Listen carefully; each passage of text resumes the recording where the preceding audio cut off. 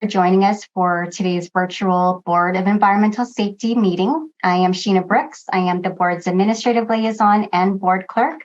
Today we are joined by the following staff persons: Swati Sharma, our executive officer; Greg Forrest, our BES attorney; Linda Ocampo, our senior hazardous substance engineer; Jessica Swan, our ombuds; CSUS staff, Gabriella Cinquini, who is our Zoom producer. From CIT, we have our two interpreters, Fabiola Valencia and Jeanette Hernandez. And from Cal Recycle, we are being assisted by Abe Myers, Joaquin Murrieta, and Josh Levesky. Today's meeting is being live streamed and recorded, and by your continued participation is acknowledgement that you are being recorded. Today is June 15th, 2023 at 1:03 p.m., and the meeting is now called to order. Thank you, Sheena. Will you call the roll? Thank you, Madam Chair. Jeannie Rizzo. Present. Sushma Bhatia. Here. Georgette Gomez. Here. Alexis Strauss-Hacker. Here.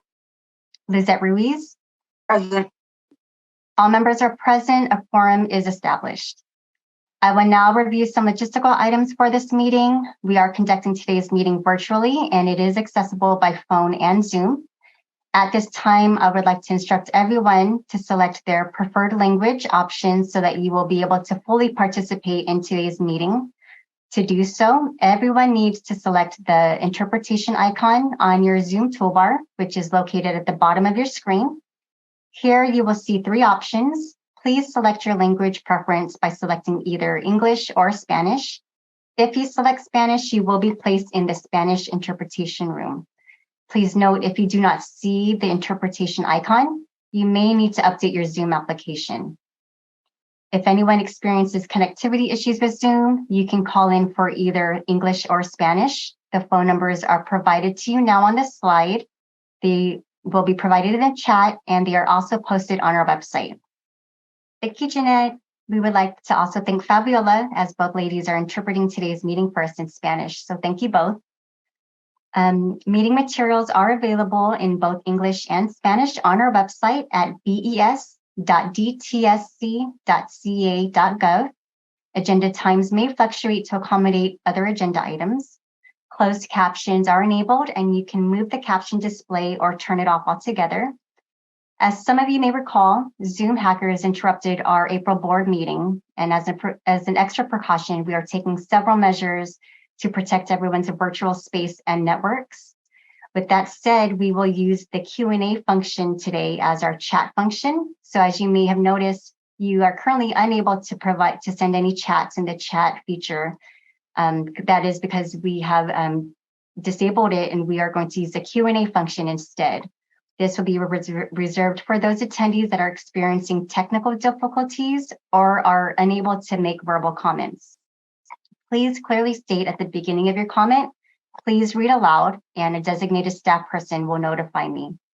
To ensure that all board members are fully present and focused on today's meeting, although they are logged on to Zoom, it's not expected that they will be reading or following along in the chat.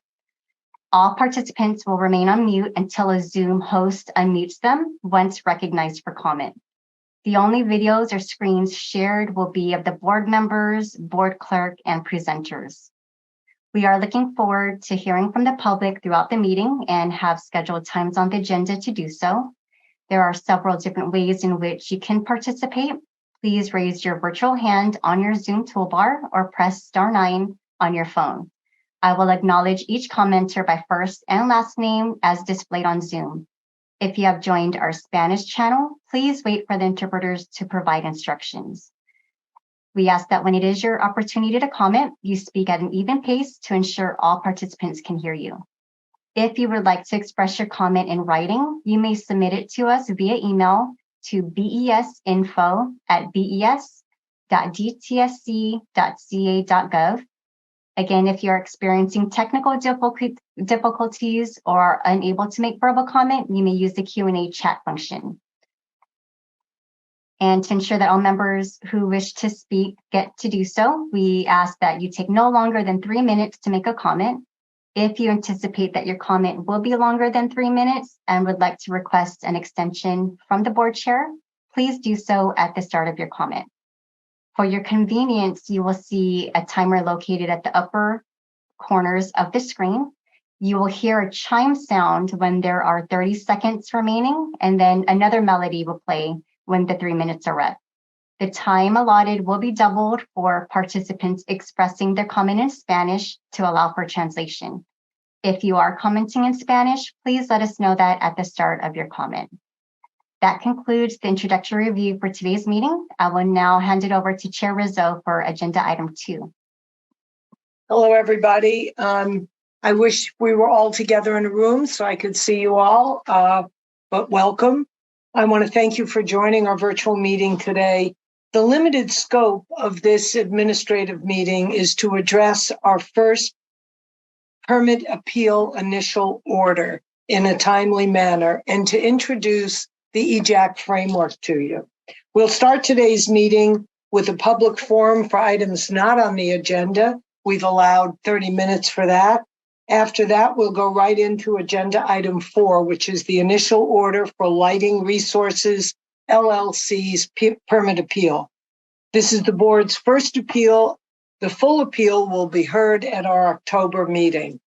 After that, members Gomez and Ruiz will review the new DTSC Environmental Justice Advisory Council framework, which is posted on both the DTSC and BES websites. We will then hear board member reports and then end the day with a review of any action items from today's meeting. I would like to take this opportunity to provide you all with some updates on remaining meetings for the year.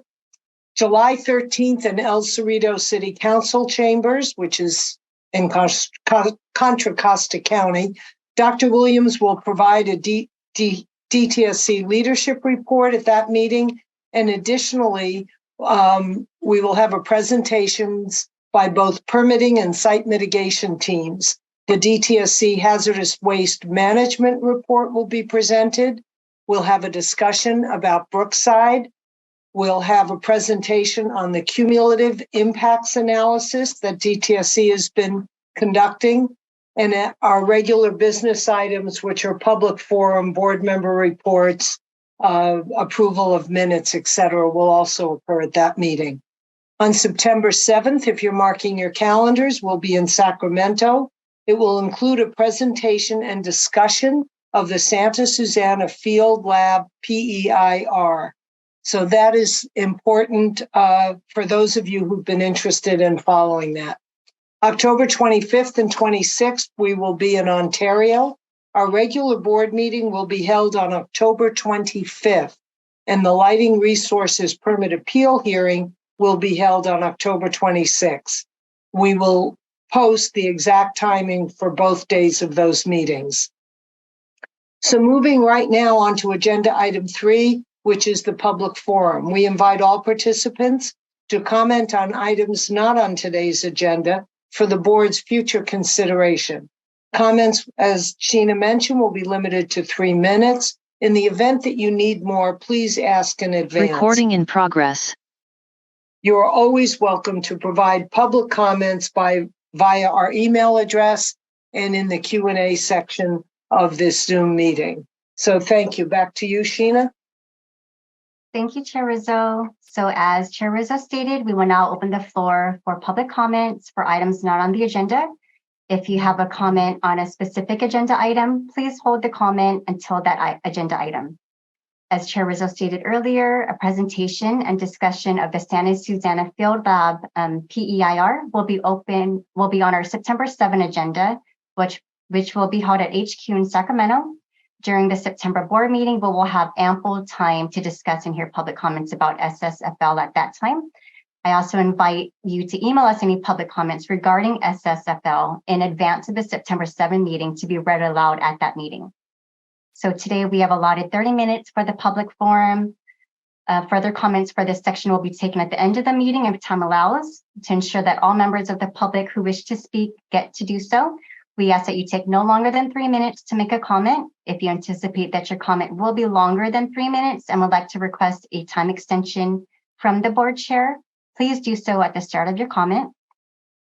And again, as a reminder, for your convenience, there will be a timer located on the top corners of the screen. You will hear a chime sound when there are 30 seconds remaining, and then another melody when your 3 minutes are up. Please raise your virtual hand on your Zoom toolbar. I currently see 2 hands raised. Thank you very much. If you have joined the Spanish channel, please wait for the interpreters to provide instructions of how to comment. I will acknowledge each commenter by first and last name as displayed on Zoom. I apologize in advance if I mispronounce anyone's name.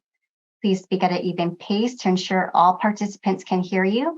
If you would like to express your comment in writing, you may submit it via email to besinfo@bes.dtsc.ca.gov.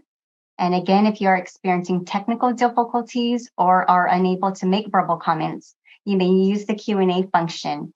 So at this time, I did receive an email this morning that Miss Peggy Hoagland, a community member from Laytonville in Mendocino County, would like to comment. So I would like to see if Miss Peggy Hoagland is on Zoom.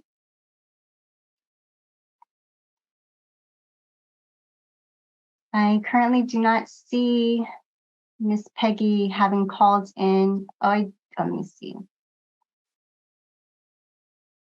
Miss Peggy, I've sent you a request to unmute yourself if you would like to make your comment at this time.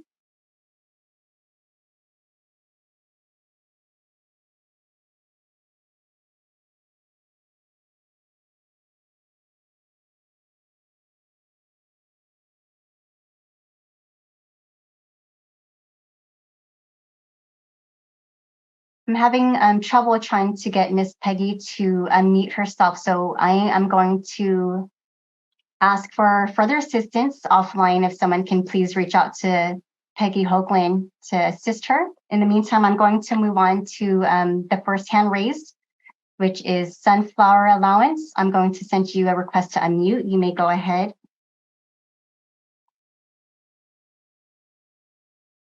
Thank you. I'm sorry that I can neither. I'm Janet Johnson. I'm with Sunflower Alliance and Richmond Shoreline Alliance, and I cannot rename and I cannot show my video. So my apologies to my fellow community members here. I want to give a shout out to our many partners around the state who are on this call. I'll be brief. Many of us feel that neither the BES nor the DTSC are addressing the comments that the public makes at these meetings. Richmond Shoreline Alliance met in last October with Chair Rizzo and Vice Chair Hacker and Executive Officer Sharma.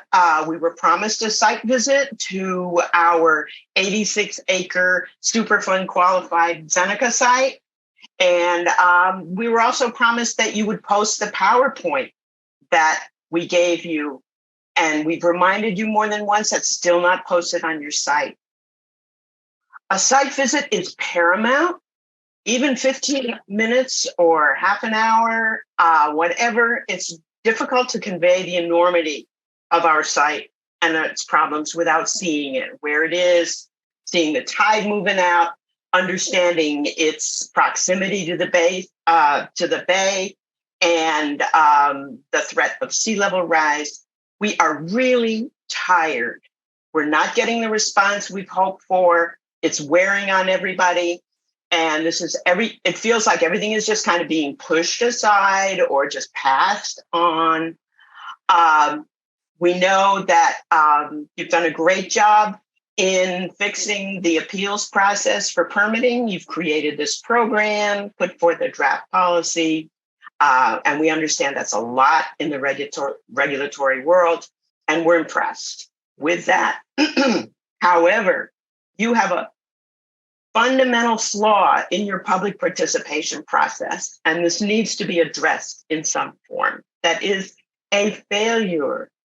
DTSC is not listening to the community, and it's supposed to engage and work with the community for a solution that has community acceptance. And this is time and again, it's not happening here. It's certainly not happening at Santa Susana. I don't know how much more time I have, but I want to say that in looking back in records, we found that there was a change in protective values of TCE, which is really prevalent on our site, a change in 2003, and then another one in 2020. So during the time that we've been working on this site, over 20 years, the TCE protective levels have changed twice. And we know that maybe in 10 years, they'll be even lower. And other sites have been cleaned up to older standards, causing illness. We know there's a causative link between TCE and Parkinson's. And TCE. Thank you so much. Thank you for that. I do see that the screen has frozen. So, but thank you. Gina, may I just add to Yes. Please do. Janet? Please do. So I just wanted to share that we do have a meeting on Friday to discuss the board members to tour the site in July. I'm not sure, Janet, if you've seen that communication, but I do have a meeting with several of you on Friday for that very reason, to discuss how additional members and thank you for your presentation. And I know the other 3 board members have not been briefed on the presentation, but our hope is that the day before our July board meeting, that board members will be able to tour the sites that you named. And I hope we can have a constructive discussion on Friday to do just that. Thank you. Thank you. Thank you for that update, Swati. I knew that we put it in our calendar, and I'm glad you remembered to bring that up. So thank you. In terms of the other comments that you made, the posting of the PowerPoint, et cetera, we will delve back into that. I promise you that.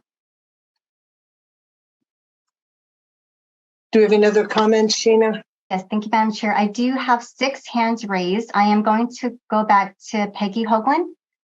I just sent a request for you to unmute. If that doesn't work, you can please hit *6 on your phone. That will unmute you.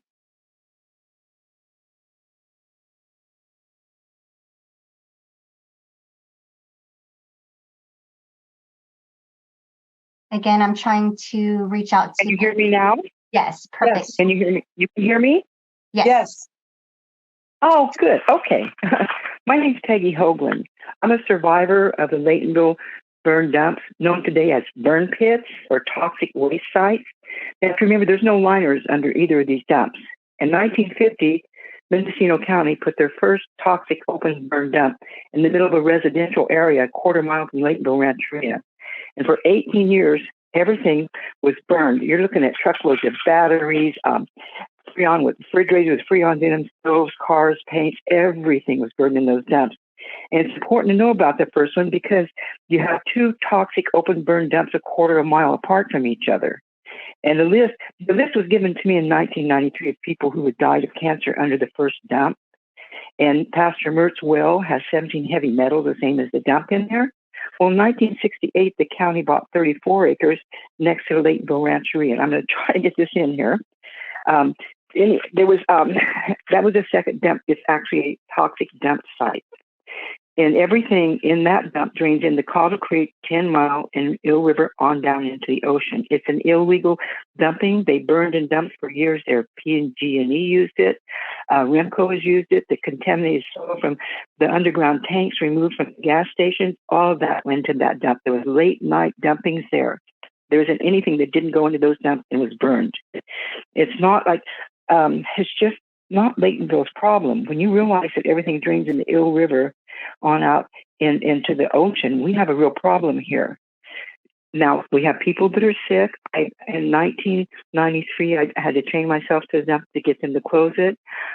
In 1974, David Joseph from Water Quality Control Board told the county that they were intentionally poisoning, polluting domestic wells and agricultural land to immediately stop anything from draining into those dumps. 1987, the air tested. It was the fifth toxic in the state. 1990, the surface water had methyl, ethyl ketone, acetone, and DDTs. And today, we have hexchromium, methane, DDTs, and I can get you a list of all the chemicals that are in there. You're looking at 1974, 2023, everything is still draining on into Caudle Creek, 10 Mile, and Eel River. People are very sick. There's families that are passing away there. And my husband died with cancer. My daughter was born with 2 uteruses. I have a rare brain disease. My granddaughter has quit breathing. And my husband's last wishes were to remove the children out of harm's way. Now, I've gotten in touch with everyone, the county, the state, BIA, Vanessa, you name it. I have asked everybody for help for these 50 years. And I'm sorry if I'm rambling on. I'm really tired today. I have my good days and I have my bad days. Today is not a good day for my brain, but I'm trying. So I'm asking you now, who is responsible for helping the people, helping us do something about the Laytonville dumps that are poisoning and polluting people? People are dying. They're going to continue to die. And there's nothing I can do about it except to the agencies. And I don't even know what agency to ask for help because everyone I've said, please help, no one's doing anything. Thank you so much, Peggy.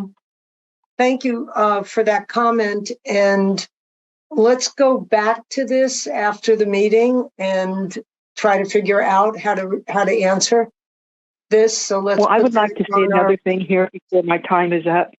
I'm sorry, I tried not to speak fast, but I would like to meet with people. I have documents, I have videos, I have pictures, Sure. And it'd be easier for me to sit down and meet with some of you people that are responsible for the dump. I met with Vanessa.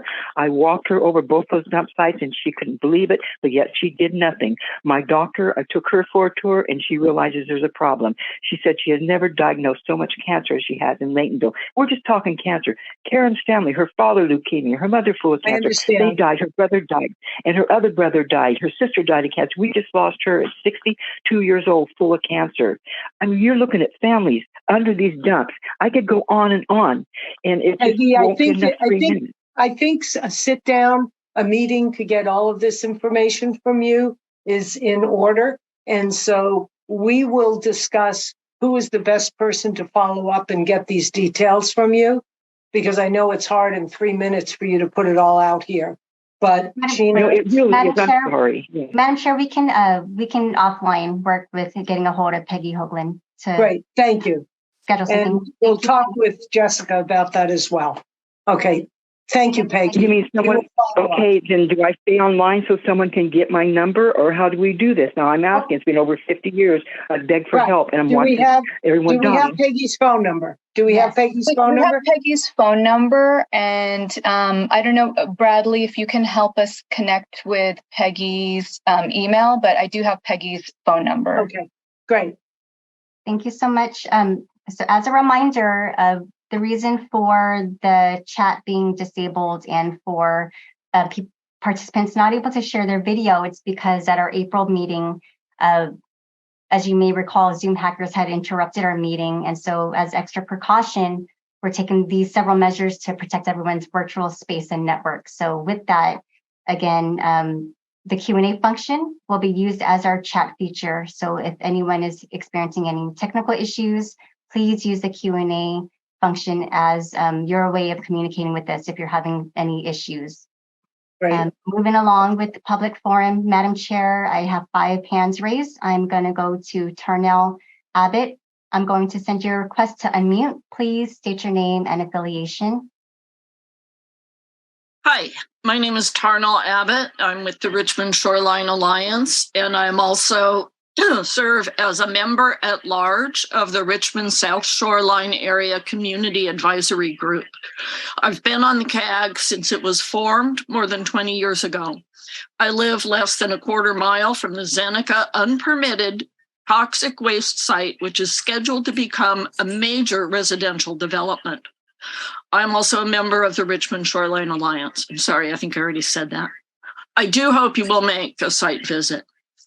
DTFC's practice of providing legal identity to owners of contaminated property is issued through a legal instrument called a Prospective Purchaser Agreement, PPA.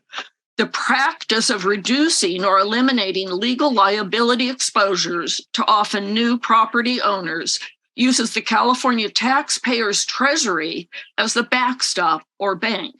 One part of DTSC's protective purchaser agreement includes a little-known or understood financial assurance requirement.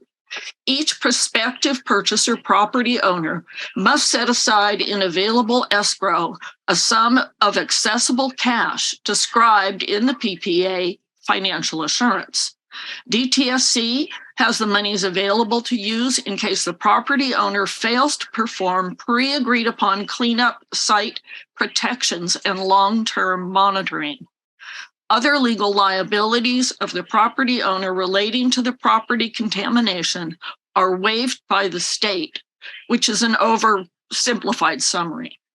In an obscure short timeline maneuver, the 86-acre Zeneca site in Richmond was sold to an East Coast developer, HRP, who made a binding development agreement or deal with the city of Richmond to provide $20+ million in city benefits if they were successful in obtaining a prospective purchaser agreement from DTSC. The development agreement was signed December 15th, 2020, had a 6-month deadline expiration for DTSC's approval in June 2021. DTSC rushed approval to meet the developer's deadline, ignoring expressed and documented public objection and outrage. In the process of rushed review and approvals, the documented red flags about the developer not understanding the intricacies and potential requirements of the prospective purchaser agreement financial assurance set-asides were ignored by DTSC's legal, executive, and political leadership. Now, more than 2 years after DTSC's conferring the PPA to HRP Campus Bay, LLC for the Zeneca site, the financial assurance remains unfulfilled. I think that's my warning, or time's up. Yes, that is. Time's up. Thank you so much. It will be to be continued by the next speaker in line. Thank you. Great. Thank you. Thank you, Tarnell. Okay, moving along. Madam Chair, I have 4 hands remaining. Jamin Purcell, I'm going to send you a request to unmute. You may go ahead. Please state your name and affiliation. Hello, can you hear me? Yeah. Yes. Right. Yes. My name is Jamin Purcell. I am with the Richmond Shoreline Alliance. I am with the Richmond Progressive Alliance. And I am here standing before you because I was a deeply concerned citizen, deeply troubled by the practices and decisions of DTSC regarding the issuance of this prospective purchaser agreement and the financial assurance requirement associated with contaminated properties. It is high time we address this glaring flaw in the system and protect the interests of the California taxpayer and the community at large. Now, my previous speaker has already addressed some of these issues, but let me draw your attention to the Zeneca site in Richmond, where the developer named HRP made a binding development agreement with the city of Richmond, promising over $20 million in benefits if they obtained a PPA from DTSC. The development agreement had a deadline for DTSC's approval, and as a head-spinning maneuver, the DTSC rushed the approval process, disregarding the concerns and objections of the public. During this rushed review, when red flags were raised regarding the HRP's understanding of the financial assurance agreement, there's concerns were conveniently swept under the rug. Now, over 2 years later, financial assurance remains unfulfilled, and the cash reserve requirement has been reduced from $51 million to $31 million. This reduction is a clear indication of DTSC's negligent and disregard for the public interest.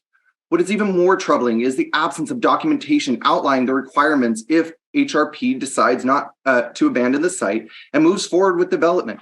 This lack of clarity puts the public at further risk and exposes us to potential environmental and financial consequences. For over 2 years, the public has voiced its dismay at DTSC's ill-advised decision to grant a PPA that shields Zeneca, a billion-dollar corporation, from future consequences and grants HRP Campus Bay LLC a liability pass without any preliminary proof of their financial backing.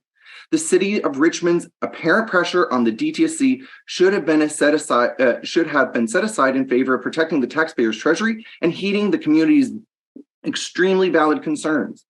We cannot allow this unresolved debacle to persist any longer. The DTSC must be held accountable for its actions and prioritize the well-being of the public and the environment over expediency and political pressure.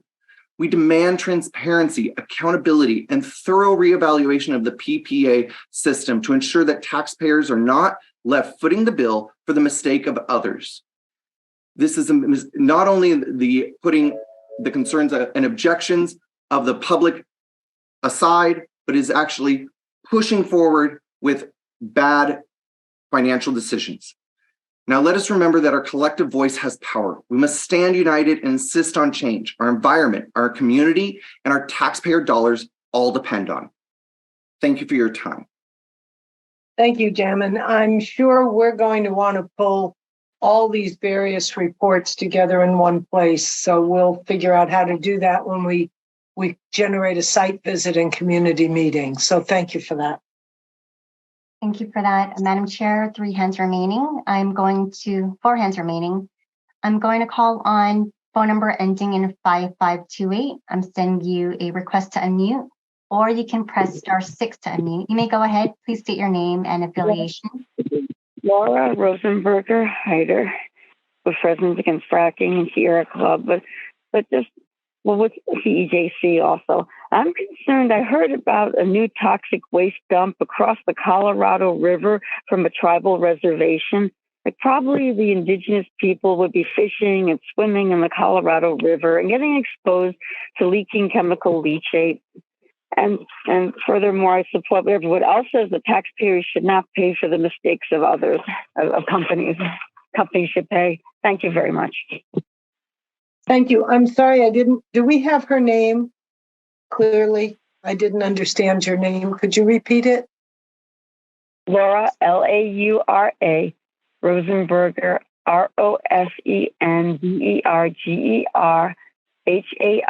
Haider. Great. Thank you very much. Thank you.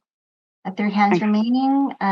Miguel Alatorre, go ahead. I'm sending you a request to unmute. Please state your name and affiliation.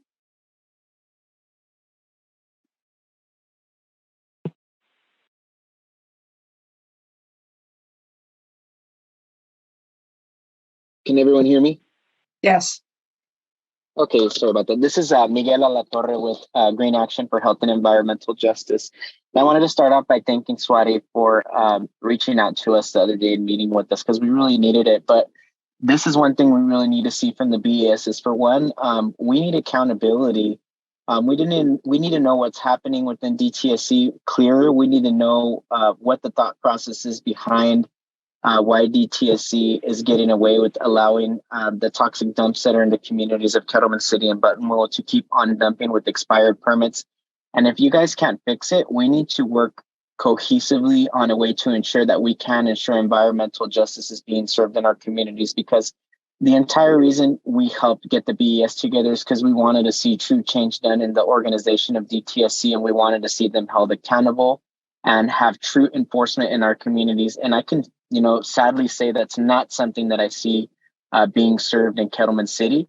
I'm quite frankly sick of this format of having to go back and forth with our concerns never being heard. And I really just want to know, what can we do to stop the dumping in my community as swiftly as we possibly can? Because the whole reason that we come to these meetings and we participate is because we expect to be heard and we expect results out of the BES and out of DTSC. But as of this moment, all we're left with is broken promises, empty promises. And that's not something I can keep taking back to my community members with a straight face. I just can't do this fallacy that, the BES and DTSC are here to protect my community's health.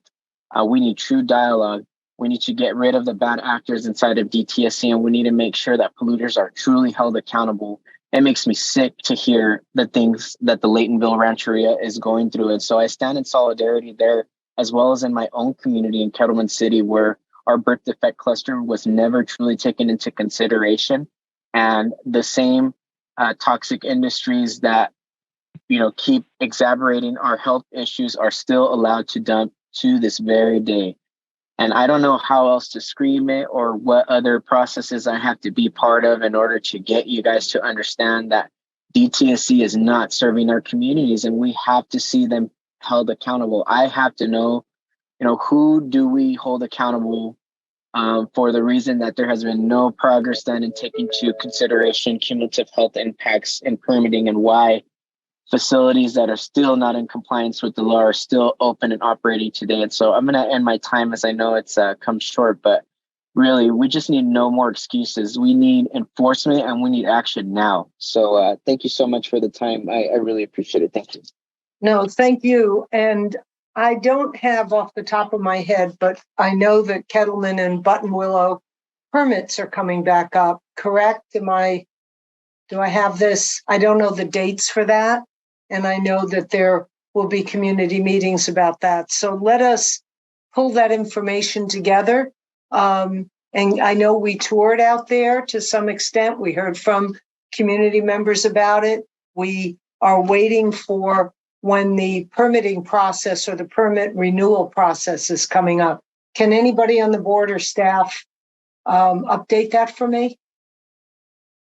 Do we have that information? Yeah, I think it's later in the year. I can get an exact date, but I think we have some time. But I think it'll be important for, in the interim, for additional board members to possibly go out, visit, meet with Miguel and other community members, as I had discussed with him. So before that happened, before the permitting decision. Yeah, you're not on screen, Swathi, but for those who can't see, that was our executive officer who's following up and coordinating these things. So thank you.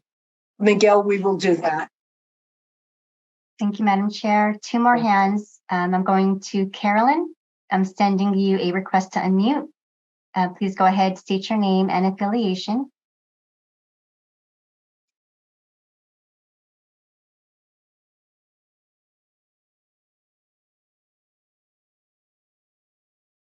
Carolyn, are you able to comment?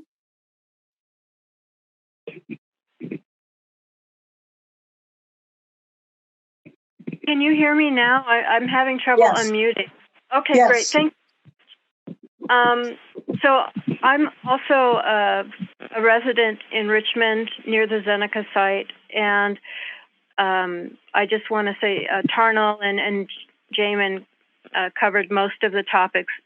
I just want to say that, DTSC presented the PPA as this is something we do all the time, but the community had never heard of it before. The community had been working with DTSC on the Zeneca site for over 20 years, and yet we were given like 30 days in order to do our public comment on it, and yet it's very legally intensive in what it means. We had no exposure, nothing told to us. What does this mean? What does it involve?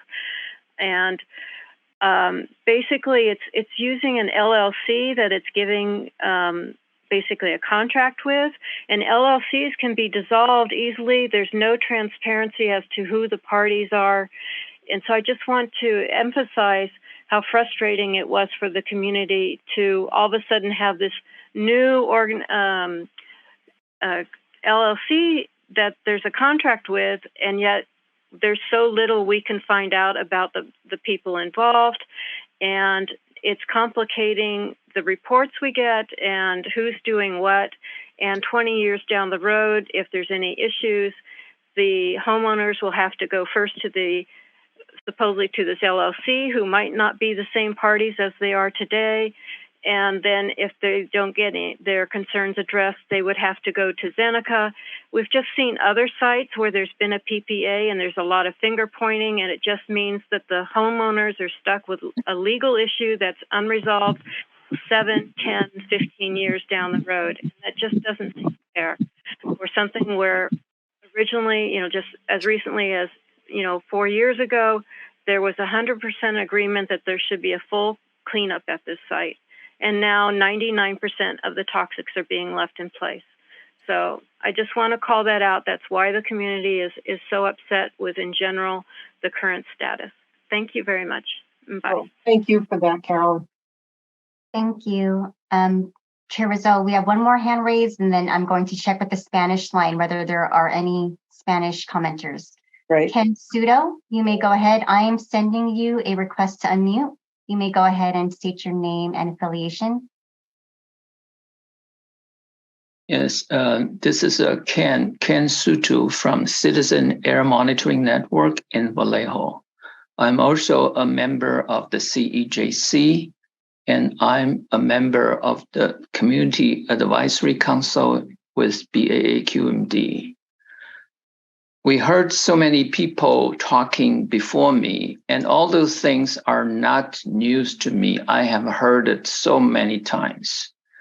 And so I think EJ is something which I know EPA is considered is very important.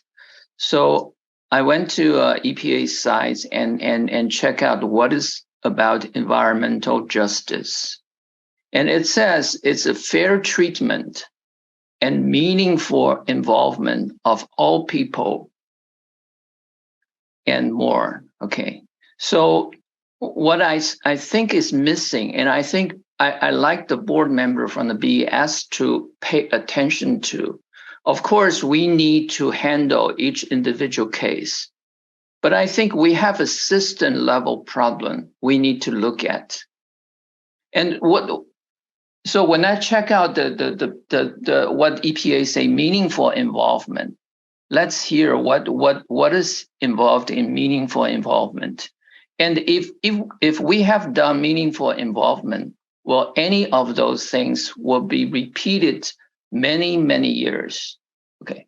First of all, it says people have an opportunity to participate in decision about activity that may affect their environment and or their health.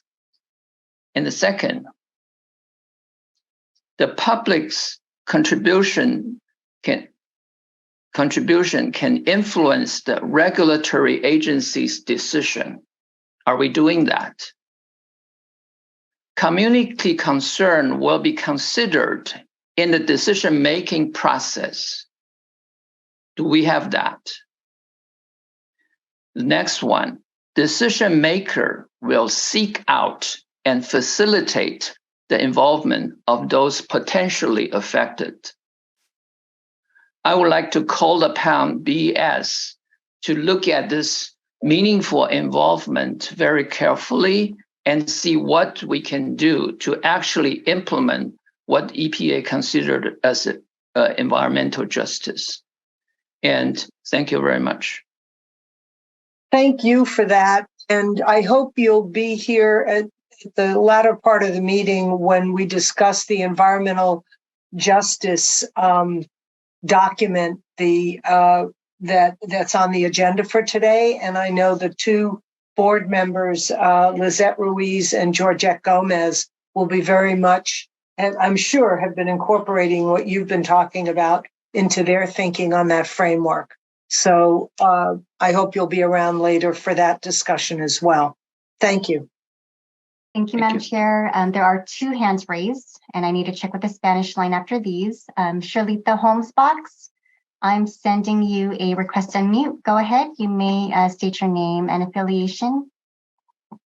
Hello, my name is Charlita Holmesbox, and I am with Green Action. However, I am speaking to you today, and each time I have an opportunity, as a native San Franciscan and a resident of the Bayview Hunters Point, whose family has owned property in the Bayview Hunters Point since 1959. Unfortunately, we had a toddler that died of a very rare cancer while living in Parcel A in the Hunters Point Naval Shipyard. Now, before I proceed, I want to acknowledge and stand in solidarity with Peggy Hoagland and our Laytonville brothers and sisters in their health crises, as we've been experiencing the same health crises for almost 100 years in the Bayview Hunters Point community. But today, my ask for you first, and then I want to say that I also want to echo what Miguel and others speakers prior to me have stated, especially as it pertains to environmental justice. But my ask today is very specific, and it is that the DTSC calls upon the Navy to not include any capping on the Bayview Hunters Point shoreline or any of the shoreline communities as a remedy in light of sea level rise, etc. Your data acknowledges the harms from the shipyard. So therefore, I'm asking you to use the science that does not support capping as an effective remedy for the shoreline and Bayview Hunters Point or any of the shoreline communities. And then lastly, and I'll yield my time to anyone else that is speaking on environmental justice or the injustices of this country, actually. But lastly, I want to say that I personally would appreciate it if the DTSC supports restoration. Thank you. Thank you for that. Thank you. Last hand raised. Angela, you may go ahead. I'm sending you a request to unmute. You may go ahead, state your name and affiliation.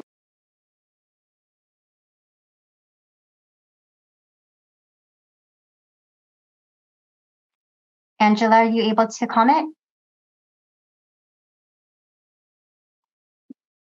I think,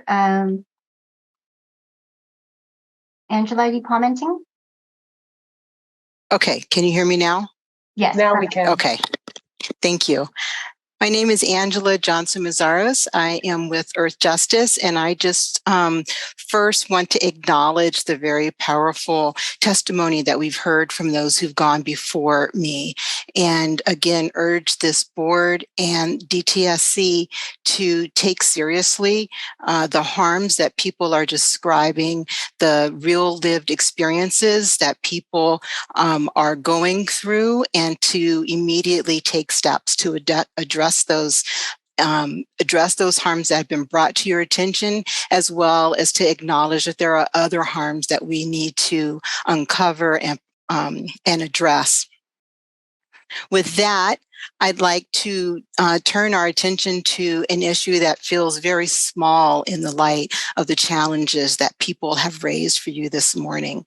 I want to take us back quickly to the appeals rule that this board adopted recently. The appeals rule became effective on May 1st, 2023, and it included provisions for handling appeals from temporary authorizations. By May 3rd, it was apparent that the regulations approach to handling the administrative record was problematic. And without an adequate administrative record, our clients would not be able to press their appeal forward. This board has insisted that a benefit of bypassing full APA outlined public process to adopt this regulations meant that the regulation could be, quote, easily changed as the board gained experience with issues that arise during the appeals process. In light of this, I'm here to inquire about how and when the board will revisit the regulation that it adopted. And secondly, I'd like to call upon the board to change the regulation that such that it uses a full appeals process for hearing appeals for temporary authorizations, or at the very, very minimum, to change the submission of the appeal date to 30 days after a final administrative record has been provided to the appealing authority. Thank you. Thank you, Angela. I assume we've gotten your request previously and in writing, yes, that will go to the appeals subcommittee. So we're getting through these first two appeals that are on our agenda and intend to look at this towards the end of 2023. to revisit if there have been issues that have been raised that we think we ought to make changes about. So I'm directing this to the subcommittee and to Linda and Greg, Alexis, and Lizette. Thank you. Follow up on. Thank you. Okay, Okay, we've gone a bit over. Do we have many more on this so we can? No, I need to check with the Spanish line first. So interpreters, are there any commenters on the Spanish line that wish to comment at this time?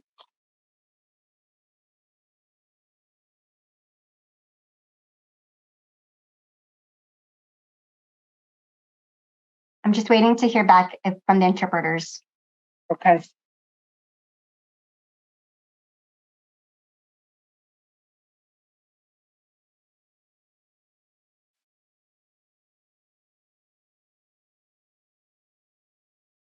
Interpreters, if you can please notify me if there are any comments.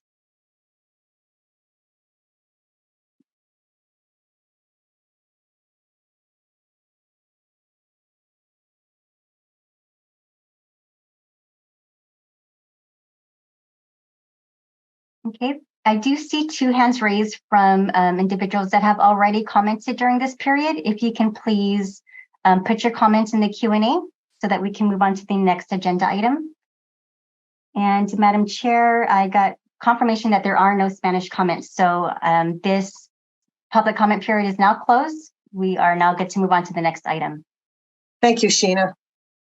All right, we're moving on right now to agenda item 4, initial order for Lighting Resources LLC. Shortly, I will hand this over to Linda Ocampo, our Senior Hazardous Substance Engineer. Linda and our attorney advisor, Greg Forrest, took the lead in preparing the documents in your package under the direction and support of our executive officer, Swathi Sharma, in collaboration with our Permit Appeals Subcommittee members, Lizette Ruiz and Alexis Hacker. For those of you who've been following this for these many months, you know that the process hasn't been going on for several months through board meetings, as well as workshops, and finally through an emergency regulation process. And we've adopted our procedures, our regulations to move forward. And that's what we will be complying with, those regulations. So today we're addressing only the initial order. And Linda Ocampo will walk us through the process and the final recommendations that have come from our permit appeals team. And then we will have an opportunity to hear from the appellant, if the appellant is present, which is Lighting Resources. They're appealing their own permit. And then we'll have an opportunity for public comment, board discussion, and vote on whether or not to adopt the recommendations that have been made to us by staff and our subcommittee, or if there are any that they want to pull out for further discussion. So that's the process we're about to enter for the next hour and 15 to an hour and a half. So buckle up. Linda Ocampo, we're so fortunate to have Linda on our team as our senior hazardous waste engineer. So I think you have a presentation, Linda, correct? Yes, that's correct. And it's on the screen now. Great. Yep. Thank you, Madam Chair. So my name is Linda Ocampo. I'm the board staff engineer. I will be presenting the material for this agenda item. So just a bit of background on this. The intent of the presentation is to provide an overview of the new permit appeals process. It has changed somewhat, so I want to make sure that we are on the same page when we're understanding what an appeal really is under the board's jurisdiction. Also, to summarize the progress of the permit appeal initiated by Lighting Resources, outline our basis for review of the petition, and to present to the board members in public the draft initial order. For this latter part of the presentation, I will be walking through the main elements of the draft initial order document. For those who are interested in following along, we've included a copy of the draft initial order in the meeting packet, in addition to an issue response summary to assist those with the review of issues accepted and dismissed, and a copy of the petition for review submitted by Lighting Resources. Next, please. So here's a general overview of the appeals process that resulted from the board's emergency rulemaking action. The regulations governing the new appeal process took effect on May 1st of this year. The appeal process is initiated following DTSC's permitting division final decision on the hazardous waste permit for the facility. Anyone choosing to appeal the permit decision has 30 days to submit the notice of appeal form and another 30 days to submit the statement of reasons. Upon filing an appeal, the administrative records requested from the DTSC's permitting PM to support participants at a later point with their preparation of briefs. This is different for temporary authorizations, so I want to make note of that. Concurrently in the process, the appeals team conducts a review of the issues raised in the petition and prepares a draft initial order to deny or accept in part or full the petition for review. If issues are accepted for review, the draft initial order will also propose a briefing schedule and a hearing date. At a public meeting, the draft initial order is then brought forth to the board members to adopt by majority vote. This is the point in the process at which we are here today. It's that circled block there. After the decision's made within, excuse me, can you go back? Yeah. After the decision's made within 10 days from the issuance of the initial order, the appeals team will send out a public notification to announce the outcome of the meeting with the briefing schedule and public hearing date. For petitions that are dismissed, the appeal process ends at this juncture. Then the administrative record requested earlier in the process is certified by the board's clerk after 30 days from receipt or on the deadline approved by the chair or vice chair to strike or augment the record. At such point, no further changes to the record may be made. And in accordance with the briefing schedule established in the initial order, the petitioner and DTSC permitting division and other appellants must submit their briefs with supporting evidence and facts for the issues accepted for review in the initial order. Subsequently, at a public hearing, the board members will issue the final order based on the information provided in briefs and oral arguments. Next, please. Here's the brief timeline of the Lighting Resources appeal. On June of 2022, DTSC issued a standardized hazardous waste facility permit for Lighting Resources facility. Within 30 days of the final permit decision, Lighting Resources appellant submitted a petition for review to the board. In response, the board notified of the automatic stay of the permit decision, pending the development of the permit appeals process. At a public meeting on March 23rd of 2023, the board adopted the proposed emergency regulations that changed the automatic stay of final permit decisions in the permit appeal process in general. Again, on May 1st, the new regulations took effect. Next, please.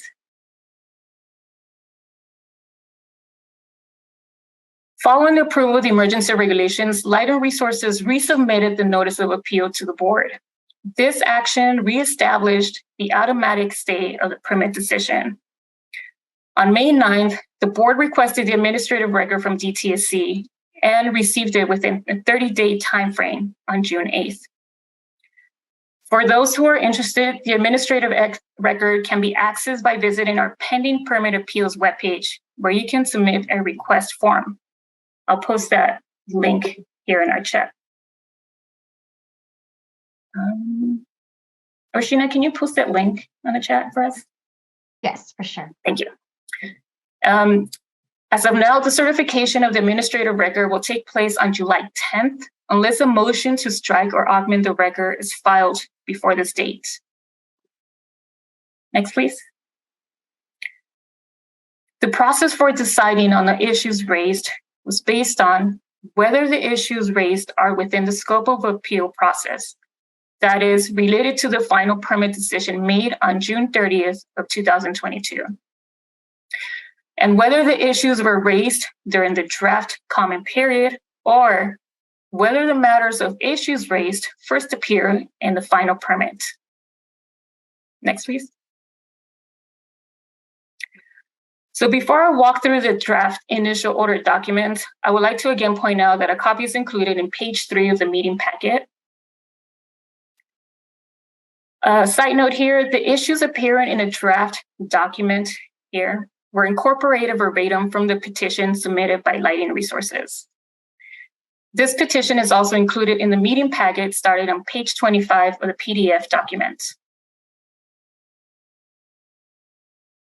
So listed here are the 5 main elements of the draft initial order that I'll be reviewing shortly. The findings, issues accepted and dismissed for review, the effects of the stay, the briefing schedule, public hearing dates. Next, please.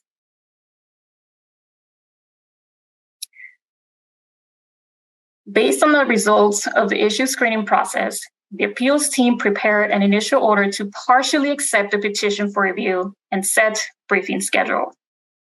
At this public meeting, the board members may adopt the draft initial order as proposed or with changes. Next, please. In the finding sections, we summarize on items A and B, the timing of Lighting Resources for initiating the petition. Item C declares the effect of the stay of the permit decision. And item D announces the board's conclusion to be reached at the end of the session. Next, please. Section 1, Initial Determinations, page 1. The petition submitted identified 31 issues for review. After considering each issue raised in the petition and the comments and DTSC's response to comment letter dated June 30th, 2022, the appeals team proposes the following 17 issues to be accepted for review. Note that a subset of these issues were related either to the replacement of the air system, also referenced here as the baghouse, or to DTSC's policy for the management of fluorescent lights. To evaluate these more effectively, issues were grouped around each of these 2 subjects. Next, please. In the interest of time, I will only summarize our response to the issues accepted for review. For the issues related to the replacement of the air system, the board is to decide to deny or grant these issues based on whether modifications to the permit are required for the conversion of the filter room to a new baghouse system, as permitted by the South Coast Air Quality Management District. Next, please. For issue number 6, page 3, this issue relates to the use of respirators under Special Unit Condition 1A of Unit 5. The requirement for the use of a respirator was a change from draft to final permit, which meets the criteria for review. Next, please. Issue number 8, page 4. This issue relates to the spacing requirements in Special Condition number 2 of Unit 2, which appear first in the final permit. This raised issue meets the criteria for review. Next, please. These 4 issues relate to DTSC's policies on requiring spent fluorescent lamps to be treated as hazardous waste, pursuant to subsection B of 66261.9. Issue 31 in its group also raises the issue of inconsistent application of this policy across similar facilities. The issues to be decided on appeal are first, whether the DTSC's policy is applicable to the permittee, and second, whether DTSC applies this policy uniformly across similar facilities. Next, please. Issue number 24, page 5. This issue relates to the requirement of permit modifications for construction and or modifications of proposed building, as stated in Part 5, Special Condition 1. This condition first appeared in the final permit and meets the criteria for review. Issue number 27, page 5. This issue relates to the requirement of Part 5, Special Condition 6 to collect all rainwater within the units. The permittee alleges compliance towards the permit condition is unfeasible. The board grants review of the issue raised in this comment. Next, please. Issue 30, page 5. This issue relates to the requirement of Part 5, Special Condition 29, to post signs at receiving doors. This condition also first appeared in the final permit, which meets the criteria for review. Next, please. Subsection B, issues dismissed for review. Page 6. The remaining 14 issues listed do not meet the criteria for review under subsection A of section 66271.72 of Title 22. Next, please. Section 2, effective stay on page 10.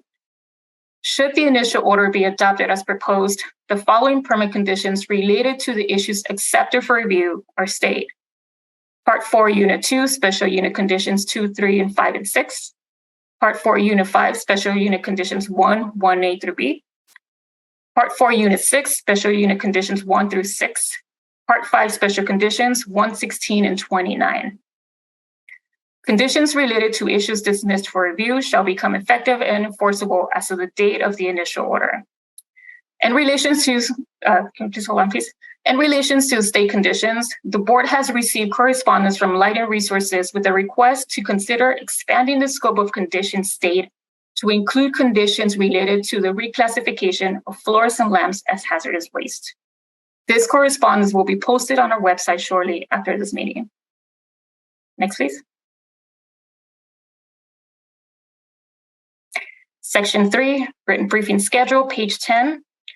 Should the board adopt the initial order on this day, the petitioner and DTSC permitting division must submit their briefs on the following dates. The petitioner is required to file and serve its moving brief within 45 days from today, that is July 31st of 2023. Subsequently, DTSC permitting division submits opposition brief within 30 days from the moving brief, that is August 30th of 2023. The petitioner will have an opportunity to file a response brief within 15 days from the filing date of the opposition brief, and that's on September 13 of 2023. All briefs will be made available via our website. Guidance on how to file briefs can be found in our BES Standing Order 2301 and in the BES Appeals FAQ webpage. You can probably post that link on that as well. Section 4, hearings on page 10. The public hearings tentatively scheduled for October 26th of this year. The board will decide on the merits of the issues raised based on the evidence and facts presented in briefs and oral arguments made at the same public hearing. Presentations for the hearing should be submitted to the clerk of the board no later than 10 days from the date of the hearing. Rules for public hearing can be found in the Standing Order 2302 and in the BES Appeals FAQ webpage. Next, please. A public notice announcing the board's decision made at the end of the session will be distributed by mail and electronically to the project's mailing list, including key stakeholders and those who opted in for notification. Next, please. Appeal-related documents can be found in our pending appeals webpage, which we provided a link in the chat box. For any questions related to appeals process, you can reach out to us at our appeals@bes.dtsc.ca.gov. And next, we will hold a 25-minute comment period, followed by board member discussion and vote. Thank you. Thank you so much, Linda. I think we had, the first is the appellant comments, correct? So we're looking at hearing from the appellant if they choose to respond to this. That is correct. And Madam Chair, as of right now, I do not see the appellant having raised their hand. I do have Wayne Lorenzen from DTSC staff having his hand raised if you want to hold that until we open public comment. We've allocated time for the appellant to be the first responder. If the appellant is not online or I have a message from Matt Williamson, who is on and who is trying to raise their hand. Can Yeah, I see Somebody his hand now unmute raised. Matt, please. Thank you. I see his hand raised. Matt, I'm asking you to unmute. You may go ahead. Please state your name and affiliation. And real quick, Matt, I'm sorry. The timer is only set for 3 minutes, so I will do the 10-minute timer on my phone. Okay, thank you, Sheena. Thank you, Matt. Go ahead. There we go. So I'm Matt Williamson. I'm an attorney at the law firm of Manatt, Phelps & Phillips. I'm representing Lighting Resources in this matter. As Linda mentioned in her presentation, Lighting Resources submitted a letter yesterday in response to the draft initial order, which was provided last week, which I understand has been distributed to the board. So I will keep my comments short because I don't want to spend too much time rehashing what was in the original written comments. But Lighting Resources has reviewed the draft initial order, and while we don't have any objection to the issues that the draft initial order has decided to accept or deny, we did have one concern, and that was that one of the issues that was accepted for appeal, which is issue number 31, which relates to the new permits characterization of universal waste as hazardous waste, which we disagree with, was accepted by the board for this appeal, but the scope of the stay did not include the conditions that were impacted by that erroneous decision by DTSC. And so we were requesting that the board modify the draft initial order to include all of the conditions that are affected by that issue. The urging of Greg Forrest, we had reached out to DTSC this morning to try to reach agreement on what conditions should be covered and added to the scope of the stay. I understood DTSC had some scheduling issues this morning and wasn't able to get back with us with a definitive response on our proposal. But all that we are asking and we're prepared to accept today is that one additional condition be added to the stay, which again is directly related to issue number 31, which was accepted for appeal. And that is condition in part 4, unit 2, special condition number 4, which significantly expands the footprint and requirements for unit 2 at the facility. It's a hazardous waste management unit at the facility. And that expansion was directly related to DTSC's reclassification of waste at the facility from universal waste to hazardous waste. So we would ask that the stay provision be expanded to include that provision. With that, I will reserve the rest of my time because I have heard no feedback from DTSC on their position on the draft initial order. And I'm happy to respond to any issues raised by DTSC in response to the same. So thank you. Before you stop, Matt, I just want to see if everyone, the board members, and we all understand what Matt and what the appellant is asking for. Is it clear? Linda, it's clear to you? So unmute board members. Yes. Tell me if you have any questions to what Matt just put forward, or if we want to wait and hear other comments. I see Wayne's hand is up and he may have a perspective. Anybody want to comment back or ask Matt? Alexis? Madam Chair, it's possible that not all board members, given the late submittal, it's possible that not all board members have seen the letter to which the gentleman refers. And therefore, we may want to hear from DTSC, and then when we get to board discussion, we can get further into that. Just a procedural suggestion. Great. No, that's fine. I just want to see if there was that immediate question that anybody had that makes it hard to go on. Okay. Okay, Mr. Williamson, just hang on there. I think we saw Wayne's hand up. That is correct. Wayne, I'm going to send you a request to unmute. Please state your name and affiliation.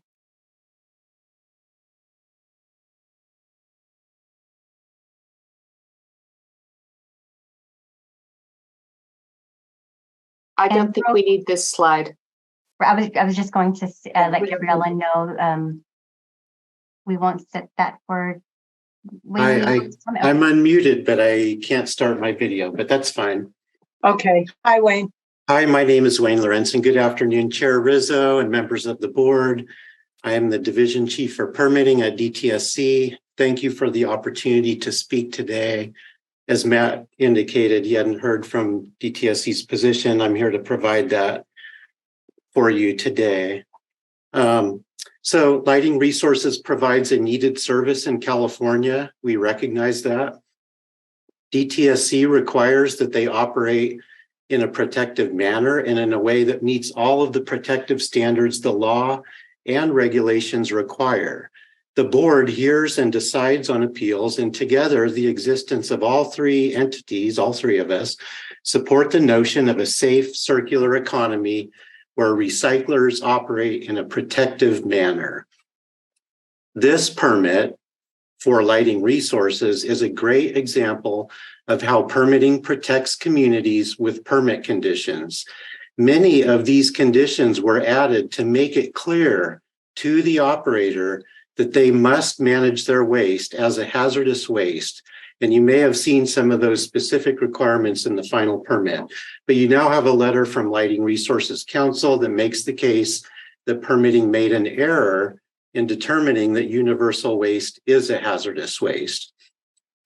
Although it appears that their petition meets your criteria because they have standing and they've demonstrated issues were raised during the public comment period, you can check that assertion and others in this petition easily, and we ask that you do so before making a decision.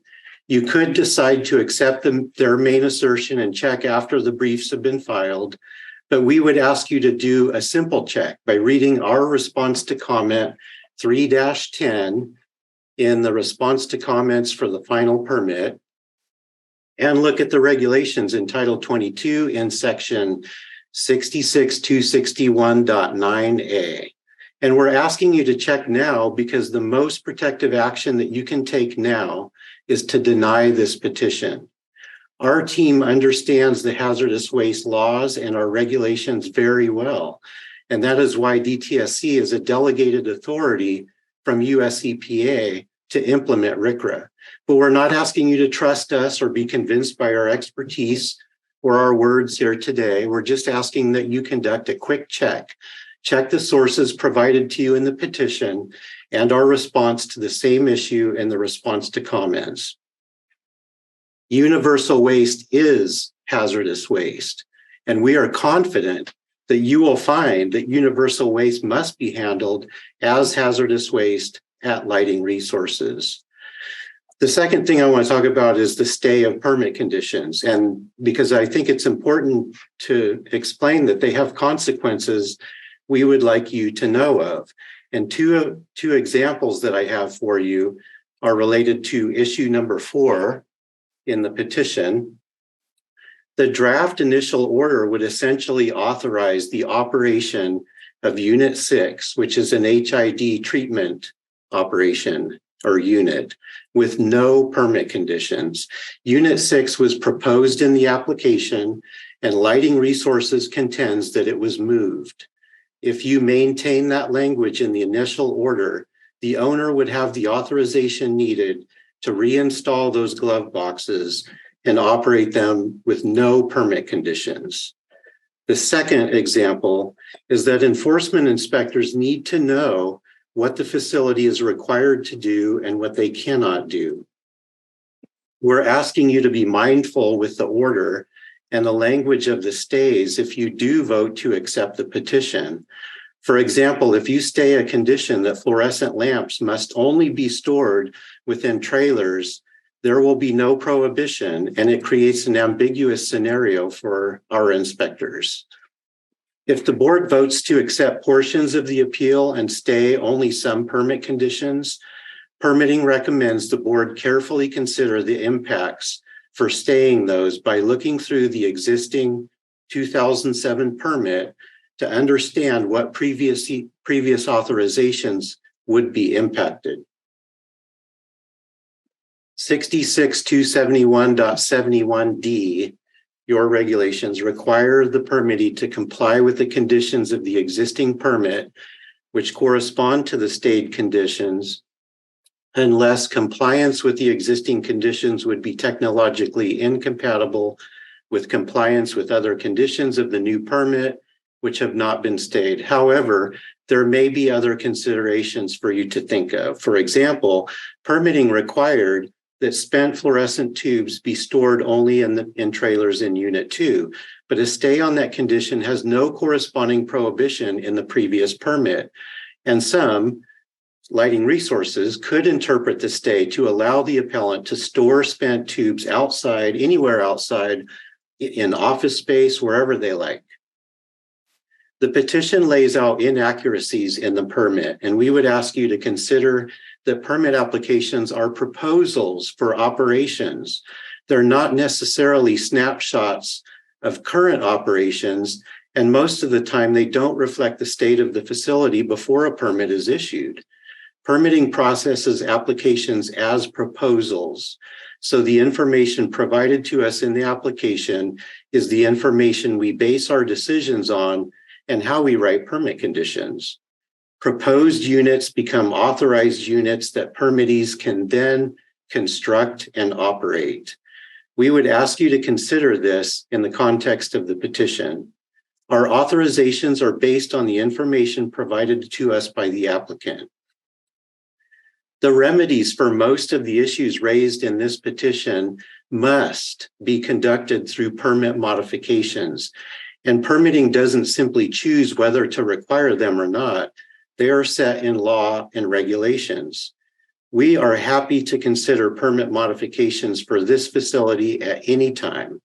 However, the draft initial order stays Special Condition 1 in Part 5, which could lead the permittee to believe they can make any changes they wish without a permit mod. And there are other potentially stayed conditions in the initial order that have other potential issues. So to summarize, we ask that you deny the petition for review. It is the most protective decision that you can make today. If you choose not to deny it, we ask that more time be taken to prepare the initial order so that unintended consequences don't manifest themselves unnecessarily. We also ask that the board utilize the rules for motions consistently so that all parties have the opportunity to file responses and provide meaningful input together. We would make the case that the letter submitted yesterday asking for a different initial order should have been filed as a motion. And lastly, we're thankful for the board and thankful to operate in this new structure for permit decisions and appeals. Thank you. Thank you, Wayne. I just want to clarify that you're asking that none of the items in accepted for review, or are you pulling out specific ones in particular? Yes, I'm recommending that the entire petition be denied because of the problems associated with the stayed permit conditions. Got it. Okay. Thank you for that, Wayne. Matt, did you want to comment now, or shall we have some more board discussion? You may unmute yourself, Matt. I will. Oh, hang on. I'm going to get feedback. I'll briefly respond. And I know Wayne quite well, and I know Wayne was involved in the board rulemaking at both at the subcommittee level and the full board. And the board was clear, and in fact, it was in response to industry requests to modify the rules, that this initial review of the petition was not substantive. It was a review of the issues raised to see if the Board of Environmental Safety has jurisdiction to hear the appeal. So I'm troubled that DTSC is asking the board in this instance to do a substantive review of the law and the facts. That is premature and is not appropriate here. The other piece of this that Wayne raised is appears to be a disagreement with the stay rules that were passed by the full board. Obviously, that's something that could be revisited by DTSC and the board through the revisit to the rulemaking that the chair just spoke about at the end of the year. But it would be wildly inappropriate to rewrite the rules on the fly at this hearing in response to a request from DTSC to do that. The state provisions are very clear in the rulemaking, and what DTSC is asking in this case is inconsistent with those rules that are binding and guide this process. So that's problematic as well. I do agree, and I think that it would make sense. And in fact, part of the request that I had included in the letter that I submitted yesterday was I thought there needed to be more discussion between the parties on the scope of the stay. It sounds like Lighting Resources and DTSC are very far apart on what the scope of that stay is. But I do think that there could be some fruitful discussions that could bring the parties closer together. Because I think that DTSC has raised some ambiguities that will result in the permit as a result of some parts of the permit being stayed and others not. And I think we could deal with those ambiguities together and probably craft something that would go into the initial order that would satisfy the concerns that DTSC has raised. So I do think that is a path forward that I would offer, and I would be on board to the extent that DTSC is that this process and this initial order may benefit by the parties spending some time together. Certainly, I think it would make sense for us to do that with board staff to try to craft some more specific provisions in the stay portion of the initial order.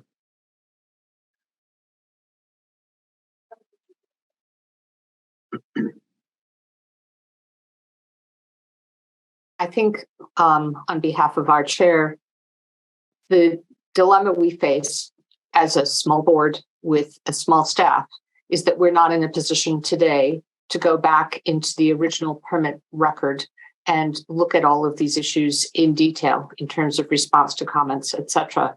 And so we need, as a board, to decide on the best way forward. One option clearly is for the appellant to consider withdrawing the appeal and working through a permit modification with DTSC. That's one option, but that's not what's before the board today. And there is some discomfort in suggesting that DTSC and the appellant and board staff go and work something out that is not meeting with our shared commitment to doing our business in public with full transparency. So we're going to have to make the best of the situation that we have here today. Having heard Mr. Williamson, having heard Mr. Lorenzen's concerns about the impact of some of the stays, for example, the possibility that fluorescent lighting tubes would be stored outside, are there things that could reassure the board that some of those untoward consequences would not occur?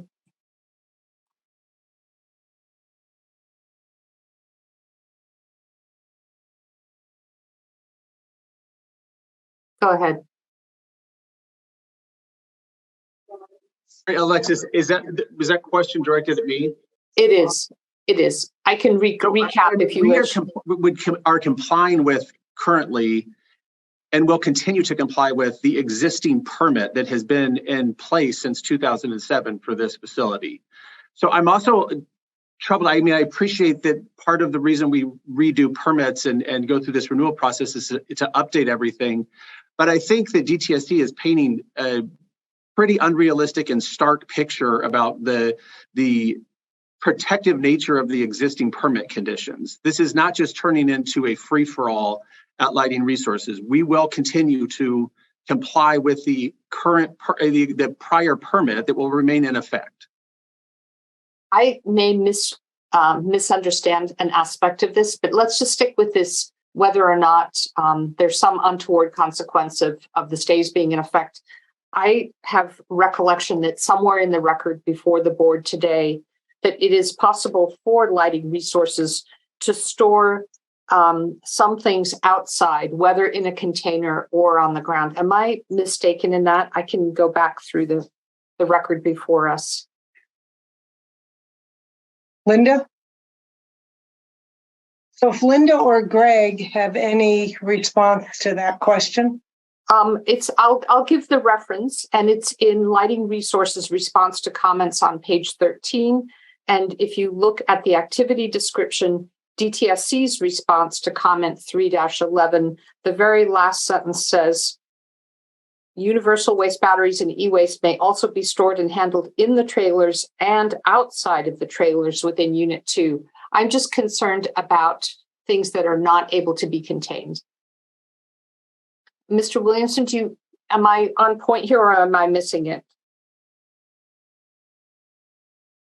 I'm sorry, I'm not sure what the question is, Alexis. Is the question whether spent fluorescent bulbs under the existing permit are allowed to be stored outside?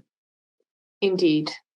The answer to that question is yes. The spent bulbs that have been characterized as universal waste in the existing permit, as I understand it, are allowed to be under applicable regulations are allowed to be stored outside.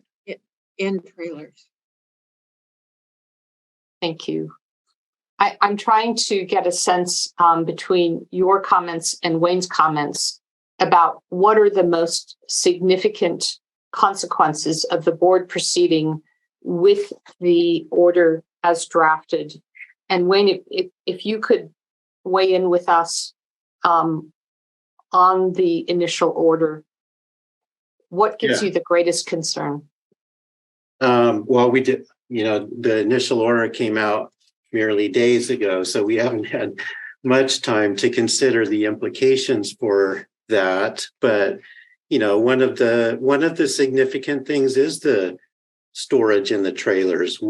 Our permit condition requires that material be stored in the trailers. The 2007 permit does not have any prohibitions about storage in the trailers. So Matt's correct. Those things could be stored outside, not outside in trailers, outside in the elements. And that's our concern. That I understand, along with some related issues. Let me pause here because there may be other questions that board members have at this point. Alexis, if I could clarify, my client is in the room with me, and this I don't think comes to a surprise to anybody on the board, but the volume of spent fluorescent bulbs has reduced and continues to reduce significantly given upgrades in lighting and lighting efficiency standards. So there is not, this is not a facility that is in a position where the area in which it's storing things is maxed out. So spent bulbs are being stored in trailers or inside. They are not being stored outside. So this concern that was raised by DTSC is not a situation that you see at this facility. So I don't want to get tripped up on that specific issue. And certainly the condition that we're asking to add to the scope of the stay, it touches a lot more issues than just where spent bulbs are actually being stored and where they're not being stored.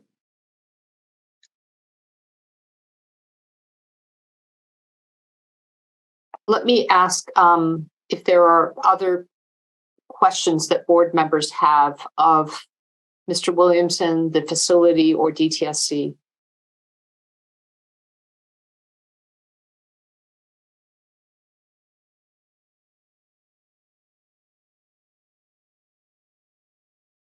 Seeing none, Vice Chair Hacker. So is there any other public comment on this before we go into a deeper board and staff discussion?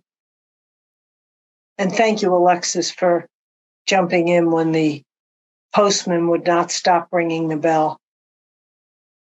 Okay, so for all of our participants, we are opening the floor now for public comment on this agenda item. If you would like to comment, please raise your virtual hand or press star 9 on your phone if you've called in.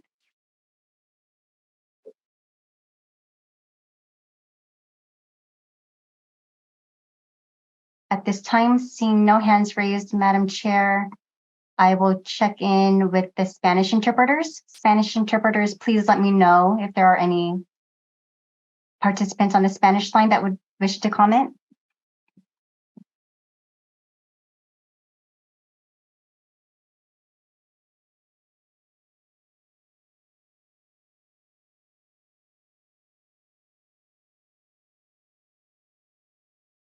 I see one hand raised so far. I'm still waiting on a response from the Spanish line.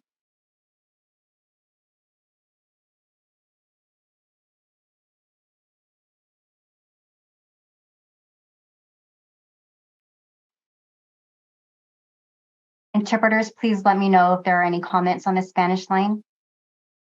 Madam Chair, I received confirmation there are none. I have two hands raised. Eric Nolan, you may go ahead. I'm sending you a request to unmute. Please state your name and affiliation. Hi. Can you hear me okay? I want to make sure I'm off mute. Yes, thank you. Good, thanks. Hi, my name is Eric Nolan. I'm a member of the general public. I also represent Stewarding Design LLC. And I wanted to just first comment on the universal waste versus hazardous waste issue. I think that there needs to be clear understanding as to the definition of universal waste as a hazardous waste. I would agree with Wayne in his interpretation and understand that universal waste truly is a hazardous waste, but it does have regulatory modifications allowed for the handling and processing of that material. So I appreciate Wayne's position, and I would concur with what he says, and that there needs to be some further discussion on that. But I think that's a relatively minor issue, and especially as Mr. Williams stated about how their current management process is, that may not be a major issue at this point. I think secondarily, I would really like to see, this is maybe the first time we've had a chance to really go through the process of the appeal with the board with the new rule in place. So I want to make sure that we are following that process. I agree with Matt in that position that you really need to be following whatever the process is that would be the correct step. But I do want to also say it's incumbent on the board to provide the highest level of protection to the public and to the environment. So please make sure that whatever needs to happen, that is really the direction you're following. So thank you for that. Thank you, Eric. I have one more hand raised, Madam Chair. Philip Chandler, I'm sending you a request to unmute. Please state your name and affiliation. Can you hear me? Yes, thank you. Yeah, my name's Philip Chandler. I'm a citizen. I worked for DTSC for some time, wrote a couple of permits. I'm very familiar with Wayne. I wanted to congratulate him on a quite cogent presentation, and I would suggest that the board listen very carefully to what he is requesting. That's it. Okay, well, thank you. Thank you for that. Madam Chair, there are no additional hands raised. Great. So now we'll have, I think that the committee that worked on this should take the lead in continuing the discussion. And I don't know, Linda, if you want to moderate that piece of it. We have Alexis, Lizette, Linda, and Greg, who did the deep dives along with our executive officer, Swathi. And we've been briefed individually, but I think it's important that we have this discussion led by the people who dug into every single one of these 66271.72 type details. Madam Chair, I can start, and then I'll turn to my colleague, Liz Ruiz. I understand the points of view thus far expressed, and I'm mindful of the regulations that we just so recently adopted. I feel that the materials that we've put forth for public and board review explain why we feel that the 2/3 of the issues raised by the appellant meet our criteria for being heard by the board. And to that end, we have proposed a very prompt date in which to have these issues fully vetted. I would personally, although I would like to still digest the most recent correspondence submitted yesterday evening by the appellant, I haven't had a chance to understand the ramifications of that or to act upon that. But I do feel, depending on the views of our board as a whole, that I do feel that the issues that have been laid out are issues that we can proceed with. I am mindful of the DTSC comments and would not want in proceeding to have any untoward consequence occur as a result of the stays that we have proposed enacting. But with that, let me pause and turn to Liz Ruiz.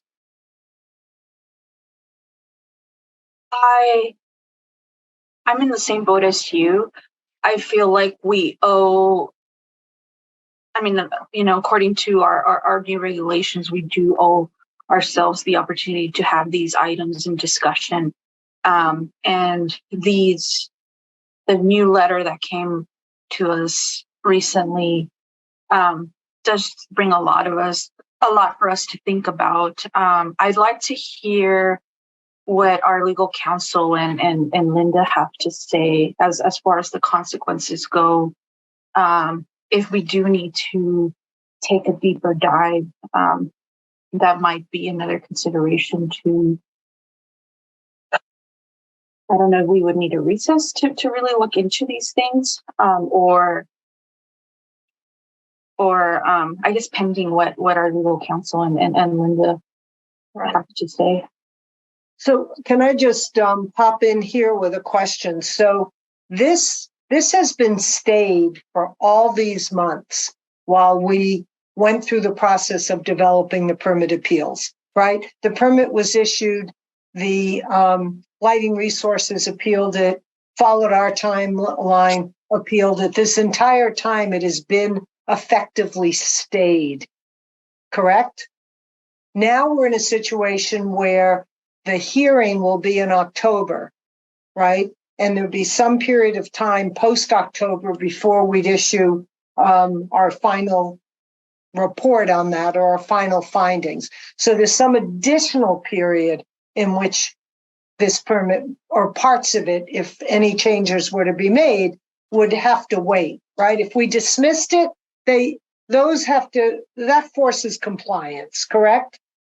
So all our dismissals, we didn't agree with the appeal from lighting resources.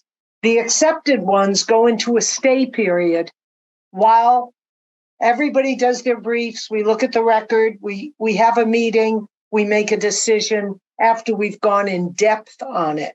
So there were a number of things that I understood from your review where things were either not clear or inconsistent or came in after, we're in a final permit, but not in the early ones where they had a chance to work with it. So there's a number of reasons that you gave in the response column for why you put things into the accepted for review column, right? Those 17 issues. You thought about them with a lot of depth.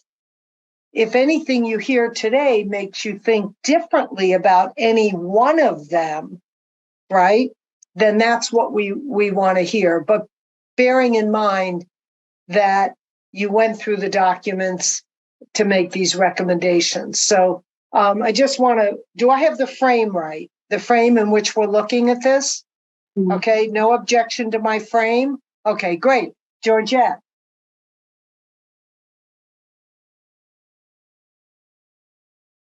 You're muted. Sorry, can you hear me? Yeah. Uh-huh.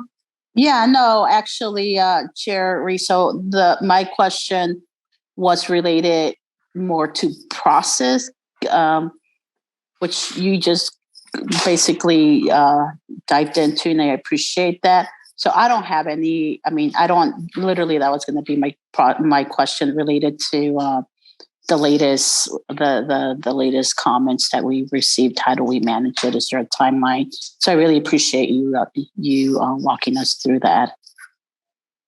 Thank you. And we do know from the most protective, which is the position Wayne is saying, anything that is delayed or stayed while you check it back out is less protective. That's the position that I understood Wayne to give. On the other hand, wait a minute, we're not really, we feel that some of these things didn't follow procedure permits. They didn't follow the correct procedure. That's what I want to hear from, in particular, Linda, Swati, and Greg about, right? To respond back to that part of it. I mean, and whatever else you want to say, I'm not limiting the scope of the discussion. I just feel like we have to grab it in buckets. Otherwise, we're going to go down a rabbit hole.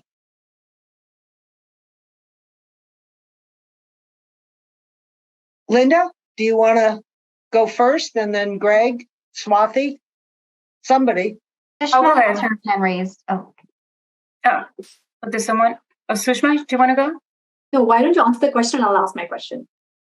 I was just going to go clarify some things about the final order. You know, that's October 26th, and we can issue the final order then after the hearing. So we don't necessarily have to wait a longer period for these conditions or these issues to be granted or denied. So in terms of timelines, that's how we're looking at it. I'm pretty sure that we can figure out, you know, what the final order is going to be at that point. And so we're looking at 3 months before we issue the final order on that. Okay, thank you for that clarity. So once we go through that process and have the hearing and take votes in that moment, you're just going to stay up all night and turn it into an order. Is that what I'm hearing? Kind of. Okay. So it's not like there's a big delay between October 26th and next March. We're not going to be those people, right? We're going to turn this around post haste. Is that correct? Correct. And the briefing is where we're going to provide, or they're providing all the evidence and facts that we'll be reviewing before the hearing. So at some point, we already have a lot of the material already presented to us, and it will be left for the public hearing for them to present these facts and really discuss, you know, where they're coming from in their positions, and then the board adopts the final order. Similar to this, it'll probably be a draft final order, and then you vote on it, or we can, you know, postpone it for another meeting or so. But I understand. So we're 3 months away from something. Whatever conditions remain that either the appellant or the department feel some burden from, it's a 3 month more burden. One way or the other, correct? Correct. Okay. I just wanted to clarify, it's on the issues that you agree to move forward on, right? There's 31 issues. Of the issues you dismiss, those are enforced now. I think, thank you for that, Swati. So we're talking about 17 would be held. The rest go into effect. They're enforceable. DTSC will be working with the lighting resources on compliance. And I will add that it's up to the board members to decide. This is just suggestions from staff. And if there's any issues that board members feel that they want to have a deeper discussion on, now's the time to do it. But these are just recommendations from staff. We recognize that. Yes. Thank you. Sushma. Thank you. So as far as I understand, there are two decisions we're making today. One is identifying the issues in this appeal that we want to qualify. And number two is a decision on whether to stay the requirements of the permit condition until we make a decision in October. Okay. I think it's automatic that they're stayed, Sushma. Anything that we accept is automatically stayed because we're in the process. So the ones that are dismissed, they have to go work on right now, and they have to be in compliance. The others are the ones that will be held. Okay.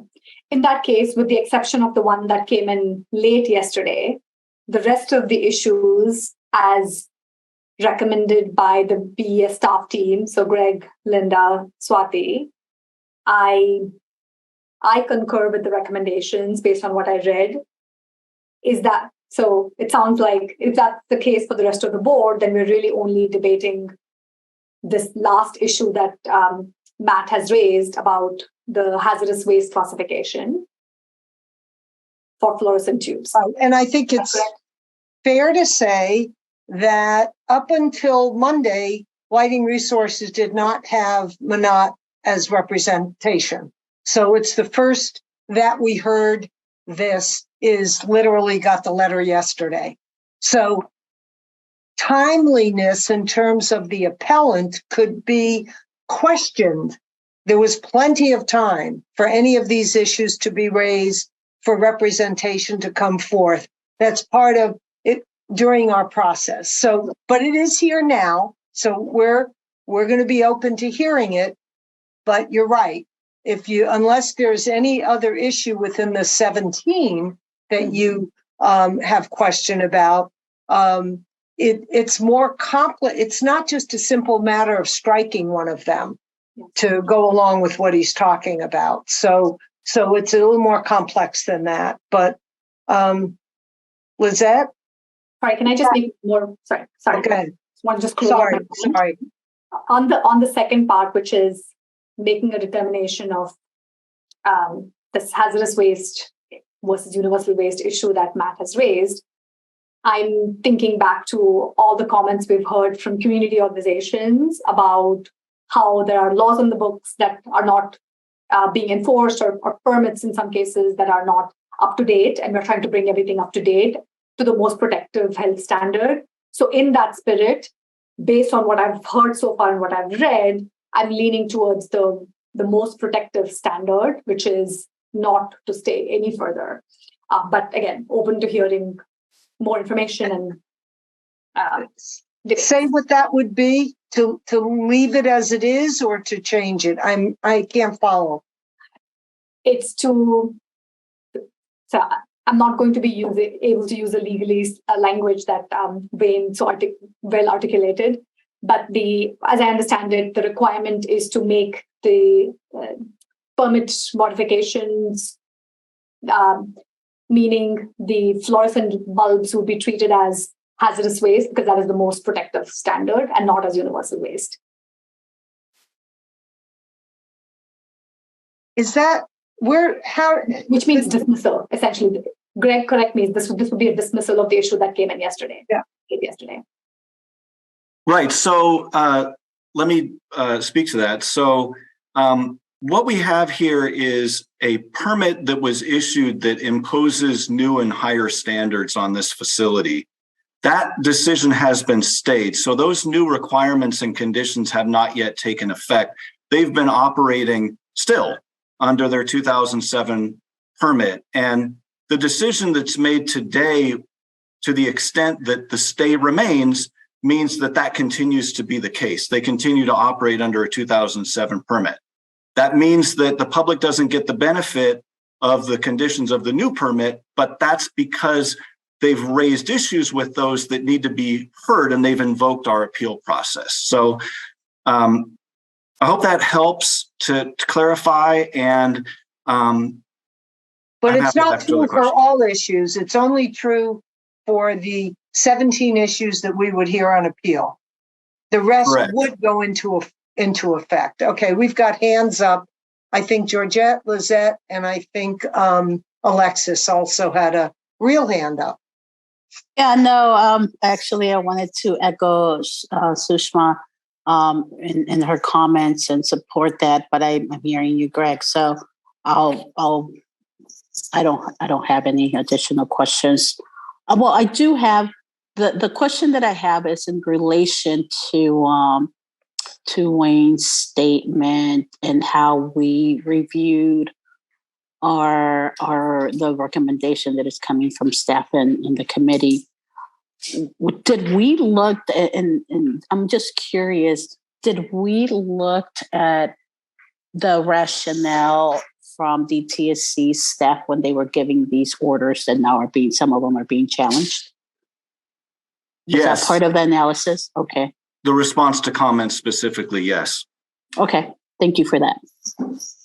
I can't remember how many pages they are, and I think that document, it's 35 pages or 33 pages, and it's in the packet.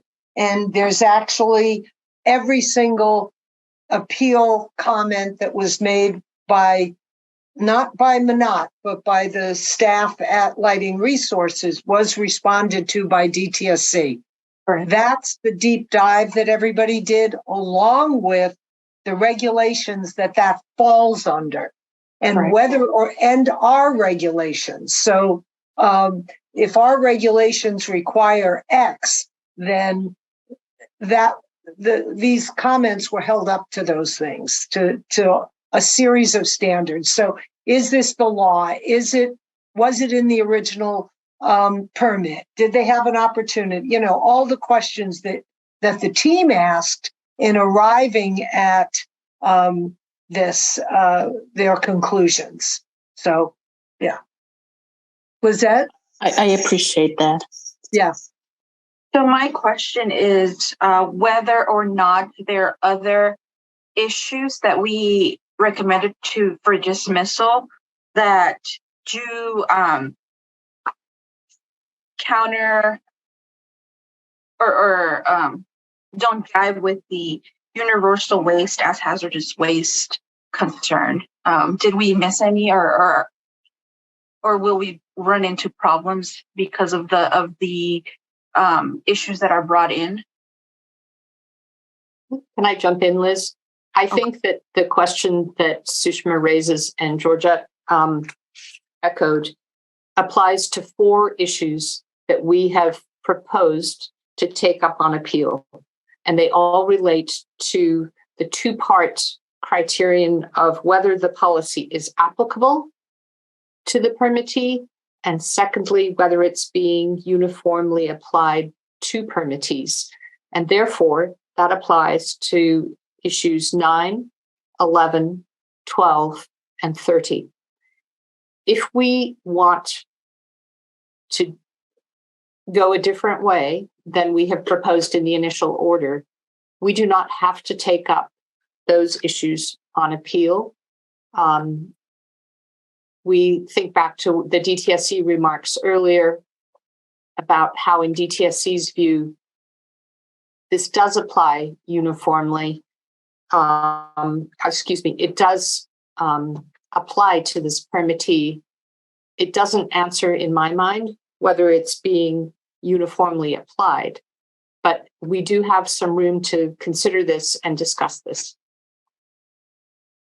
That's not the issue that Matt raised. That's the issue that Wayne raised, right? You're addressing Wayne's, it needs to be more protective, right?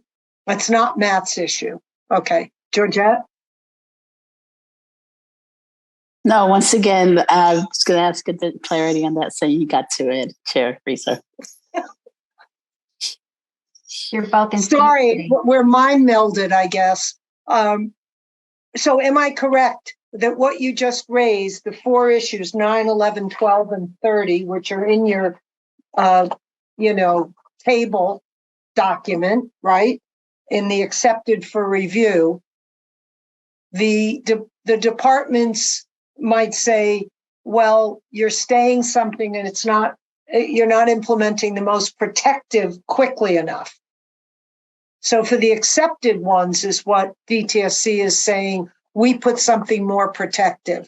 We applied our regulations to that in deciding that we needed to review them for the reasons that are outlined in each of those buckets. So I think you'd need to read 9, 11, 12, and 30 in your spreadsheet table document to understand whether you really wanted to change any of that. It would be helpful, before we go to Liz, it would be helpful in a few minutes to hear from DTSC about our second criterion, which was 1, is it applicable to the permittee?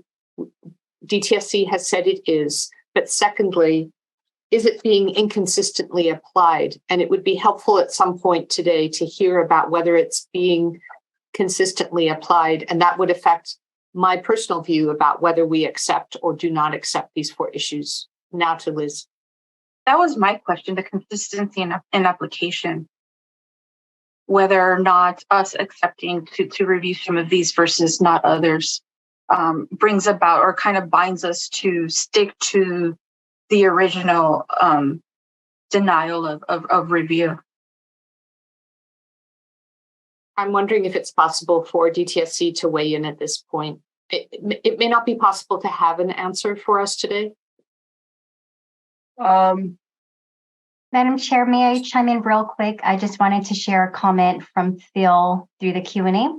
This was a few minutes ago when you all were discussing timeline, and I'm not sure that this is appropriate, Sheena. That's a public comment. And we have closed the public comment. We are in the midst of the board discussion part of the agenda. So my suggestion is, depending on Greg's view, that we may not be going back and forth to public comment, but I see that DTSC's Wayne Lorenzen has his hand up and we should hear from him. Let's hear from Wayne. And Wayne, you may share your video if you like.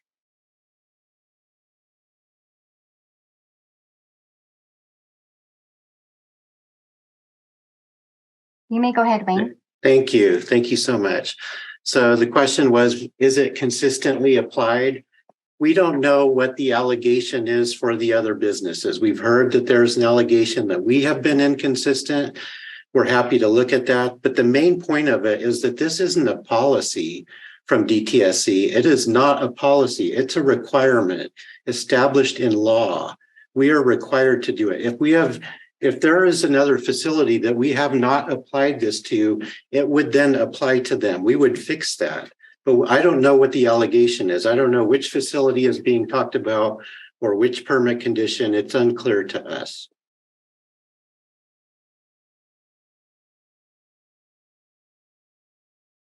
It would be helpful to hear from Mr. Williamson.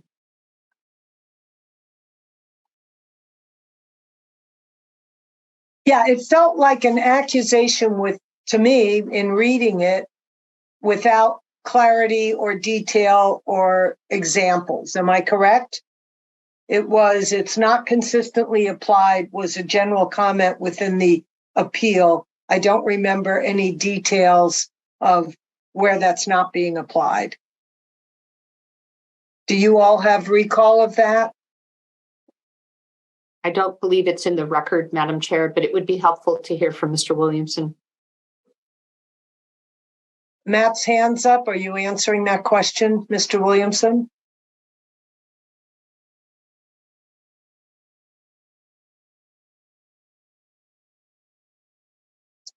Sorry, I was not able to unmute.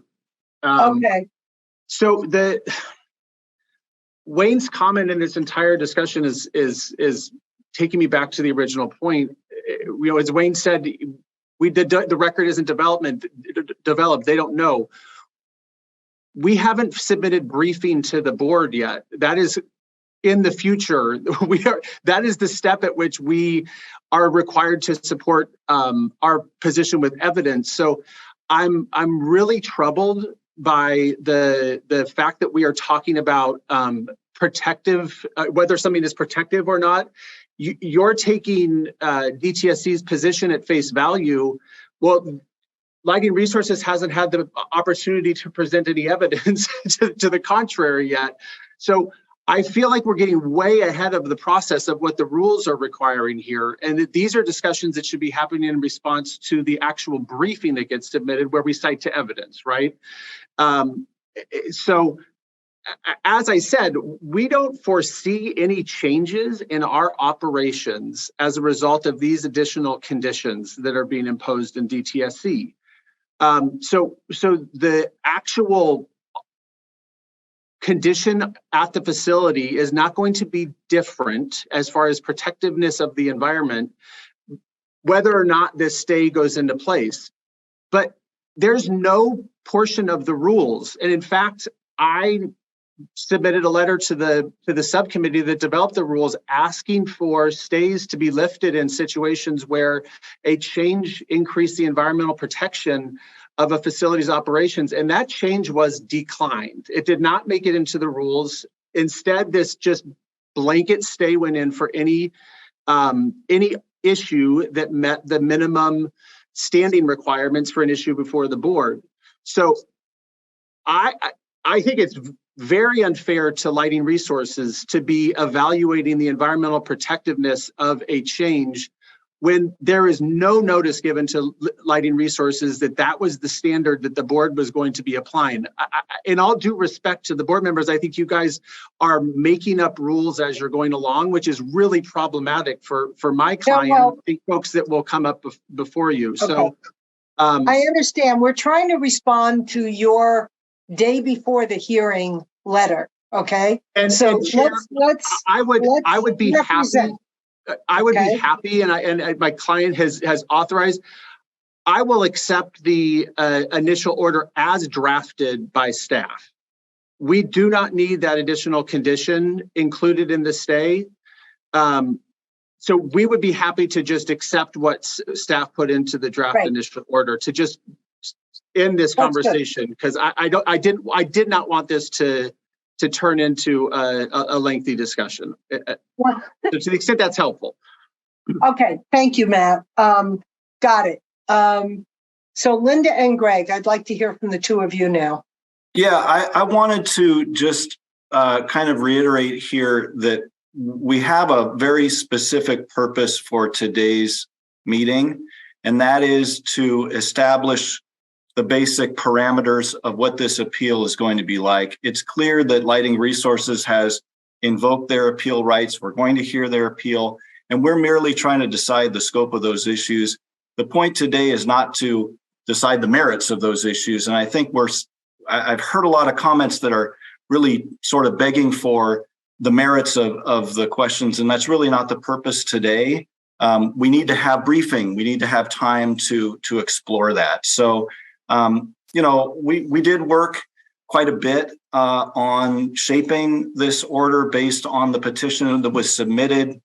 We did a lot of work going through the response to comments, and we feel like we're doing justice as best we can to the fairness of the process in allowing for an appeal to be heard in a way that is fair. And so, that's really the basis for what we're presenting in the scope of those issues. That's. And I think it's understandable that, seeing that it is the first and only time that all board and staff can be together and hear this, that questions will come up that you dealt with in the early stages of your subcommittee meetings. So that's why these things will come up, and you can put them to rest and say they don't belong here or they're not appropriate for this, because we need all 5 board members to understand what we can and cannot and should not be doing at this meeting. And if you haven't been in the deep dive, I mean, you all have spent hundreds of hours on this. I know how many meetings you've had. So it's more of a challenge for those of us who were a step outside of it. And so some of the questions are going to seem basic to you. But I think it's important, even if the response is no, that's not appropriate for today. I think that's right. But everybody needs to hear that. So thank you for that, Greg. Linda? Yeah, similar to what Greg said, we went through the process. Here's the petition that we received. We have all the material that is available to us. It's a very limited scope of material that is available to us at this point in the process. So we're making decisions based on what's in our regulations. And some of them, like this question on the policy, right? Like, we take it and we try to set precedents of like, okay, what if someone does want to question this? Do we just dismiss it because they didn't raise it in the draft comment period? So it's kind of also looking at those things, giving people the right to appeal was definitely one of those things that we looked into for this appeal. And this happens to be unique in that the appellant is the facility, right? So part of what we all need to hold as we do these is the appellants are going to come from different places. They're going to be community groups. They're going to be residents. They're going to be the facility themselves. So it's really important for us to hold that space to hear all the sides of it in making these decisions, and understanding it deeply enough that we're confident in our vote, whatever that vote is. And so I think these early ones are going to have more of these kinds of questions. And hopefully we'll hear from appellants, now we will, right, on this appeal. Now that Manada's involved, I think we'll be hearing more from them earlier in the process. So any other board questions or staff comments that the three of you, Linda, Greg, Swathi, want to make on this? Because otherwise I'm going to ask for a motion. I just want to make sure that board members, again, who haven't, you're correct, board chair, that, for folks who haven't spent hours and hours like many of us have, now is the time to clarify any questions that you have. So please, this is the time to discuss it. And that's the whole point of having these board meetings, is so that it's all done, open, transparent. So please do not hesitate in any clarification questions, because I know that this is rather confusing for some folks. And I think it's important to know that this is the first time a permit appeal is being discussed and held in an open meeting historically. These things were not done this way. So this is new for everybody, right? The permit appeals were done in-house, issued, and that's it. And here we are, open with our knowledge and our lack of, in full view, in full transparent view. So there's definitely a plus to that and a challenge. But I think you're right, Swathi. The ability to ask your questions, I think, is critical. Sushma? First, I'm going to start by repeating what I said earlier, which is the decision we're making today is to simply identify which issues in this broader appeal we're going to accept or qualify. That's right. Of that full list, the staff has given us the board members some recommendations, and I concur with those recommendations based on all the things I've read. I'm agreeing with the point that Matt first raised and then Greg, that we perhaps cannot start to debate the merits of the appeal because we don't have enough information. So point taken. I'm at this position where I can say that maybe the blanket ask from DTSC to dismiss all of the appeal in its entirety is not the direction we're going, only because this is a new process. We want to learn from this and other future appeals on what is good cause and how do we start to fully evaluate the appeals that come in front of us. So in that spirit, I think at least I'm going to say we will not disqualify all of them, and I agree with the board recommendations included in that first order they drafted. Thank you, Sushma. Anyone else before we call for a motion? No, I was just going to say, if that's a motion, I can second that motion. So is that a motion from you, Sushma? How do you want the motion framed? Someone's going to have to help me frame this motion. I think it's coming, sorry. I just wanted to make sure that there's no questions either for DTSC, for Wayne, or for Matt before anything proceeds. Okay, but I think we gave them, okay. Does anybody have any other questions that are pressing for them before we go to a motion? Hearing none, Sushma, would you like to craft the motion to approve the initial order for Lighting Resources LLC? Yes. As written. Do we have a second? Georgette seconded it. All those in favor? Can you call the roll, Sheena? I think it's better for this one. Thank you, Madam Chair. With Member Bhatia making the motion and Member Gomez seconding, I will move to call on Vice Chair Hacker. Aye. Member Ruiz? Yes. Chair Rizzo? Yes. We have 5 ayes. The motion passes unanimously as delivered. Or you don't want to hear from the other two, even though we made the motion? We can vote no. Oh, yeah, that's right. You should hear from Georgette and Sushma. Yeah. They moved and you're right, you're right. Okay, call their names. Want to make sure. Member Bhatia, Yes. Member Gomez. Yes. And now Okay. the motion passes unanimously, as stated. Great. Thank you. Shall we take a 10-minute bio break and come back? Thank you. 10 minutes, it's 3:20, so 3:30. Okay, well, thank you. Thank you, Madam Chair. 3:32. 4 out of 5 members are present. A quorum is established still. Thank you. Thank you. Okay. How's everybody feeling? Good? Nice little break? Good job, Linda, Greg, Swathi, Alexis, and Lizette. Welcome back, Sushma. Okay, we have unanimous and there's Swathi. Great.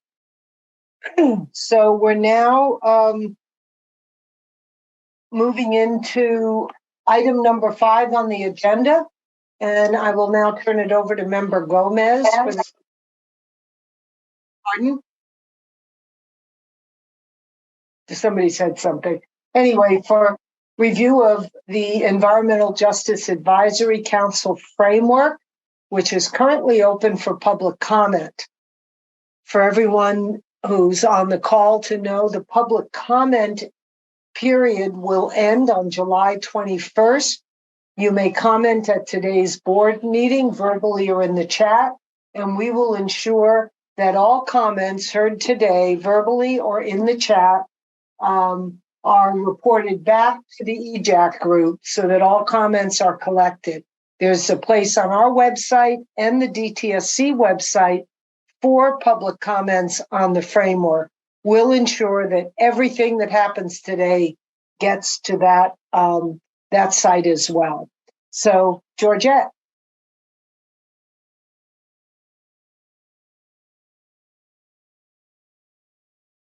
Actually, Member Bruce, I'm sorry. Yeah, so sorry, I'm just going to chime in that Diana Ballesteros is also on from DTSC, who's going to be presenting with Member Ruiz. I'm sorry. You spotlighted? Yep. Okay, great. No, I'm a little backward here. I apologize for the not noting the change on the script. Thank you. Welcome, Diana. I'm glad to have you here. And okay, the two of you, let's hear it.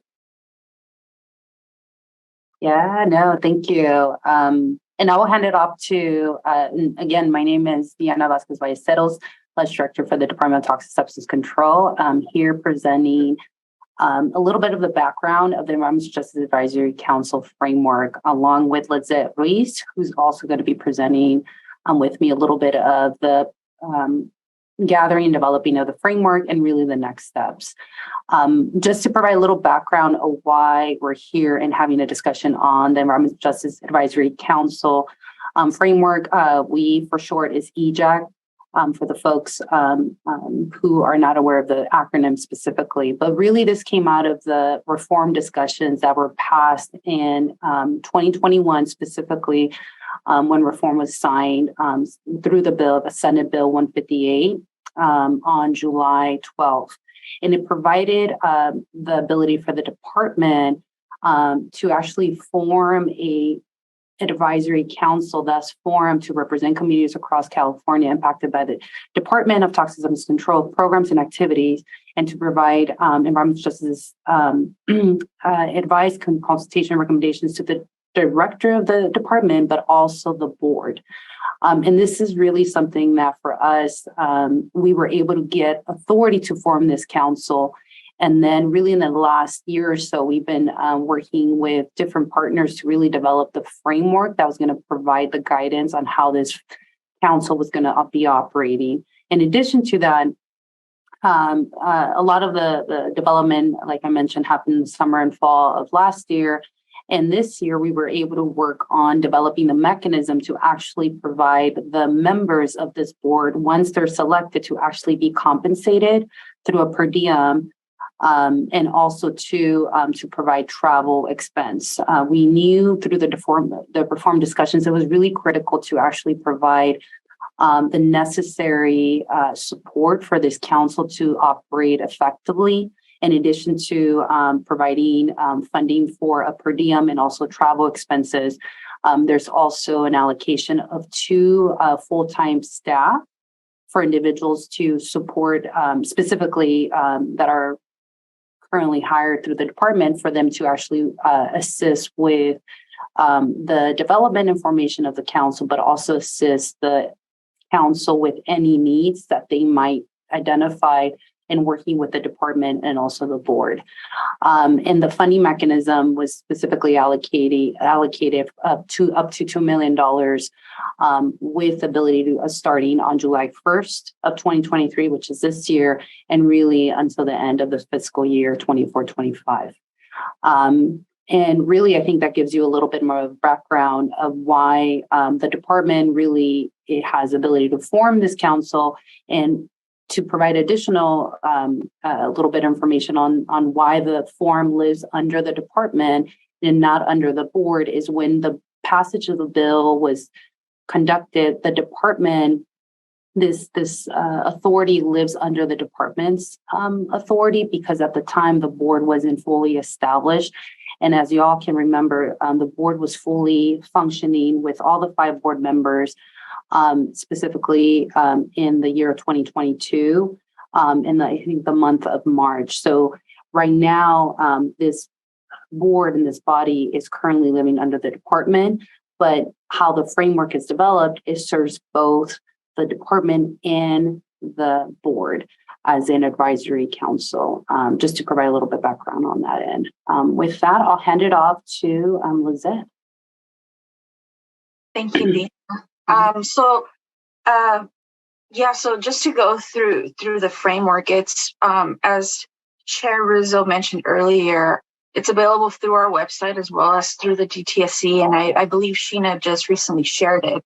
And so the purpose is to really provide both the board and DTSC environmental justice advice, consultation, and recommendations to protect and those who are more negatively impacted by toxic exposure, and to work collaboratively with communities impacted by DTSC's work to develop solutions to improve the health of those communities and to reduce toxic threats throughout the state. And so what we're hoping to do is to really raise the EJ community's voice, people familiar with a lot of the, or who work with a lot of these within these environmental justice communities, to be our link to them. We don't know how the makeup of our board will be. We're lucky, I feel, to have each other now, but we all are appointed. So these seats depend on who appoints them. And so hopefully through this EJAC, it'll serve to give the community a link. It'll serve to give the board a link to the communities that we serve throughout the state. Next slide, please. So some of the highlights within the framework that we'll be going through are the following. The EJAC is committed to the principles of environmental justice as they were established by the first National People of Color Environmental Leadership Summit. And within the framework, you will find a link that goes more thoroughly through that.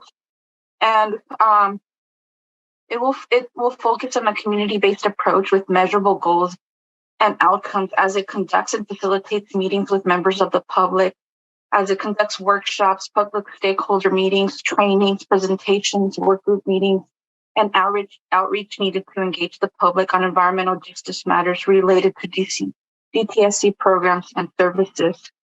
So this is like I said earlier, this is really just a framework to set the stage for folks to take this forward, to elevate, to really name their focus, and really work with communities and provide these types of spaces for community members to come forward and engage with this group who, like I said, is going to be our link and DTSC's link to communities to bring up issues as they see them. And you know, we've heard a lot of these issues come up in our meetings. And so hopefully this will be another avenue to get more information, to get more hands-on and connect more with these types of communities. Next slide, please. And we're also hoping to establish strategies and identify the best practices related to issues of equity, environmental justice, health disparities, hazardous waste management, cleanups in vulnerable communities, and cumulative risks. So hopefully we can get that type of community connection related to a lot of these things that fall within our purview as a board. And encourage and advise DTSC on how to improve engagement and community participation with environmental decision making, which again is something that, you know, we as a board are in charge of evaluating DTSC and their director. And so hopefully through this council, they will have those kinds of insights to really give us that kind of feedback as a board to add into our evaluation. And so we left the framework pretty open. We're hoping to have them develop their own governing structure. We didn't really want to set that up because we really felt like it that can really fall on the makeup of the group, on who gets selected and how they will work better. And we also left it up to them how to determine how to interact with the DTSC leadership and the board. There have been many iterations of this document, of this framework, and we had everything prescribed before. And so we really kind of took it back because we wanted it to be up to the council to tell us how they want to interact, whether it be through regular meetings, through one-on-ones, at our board meetings. That's still up in the air. If people in the public feel like it should be prescribed within the framework, that's some of the feedback that we're hoping to hear. Next slide, please.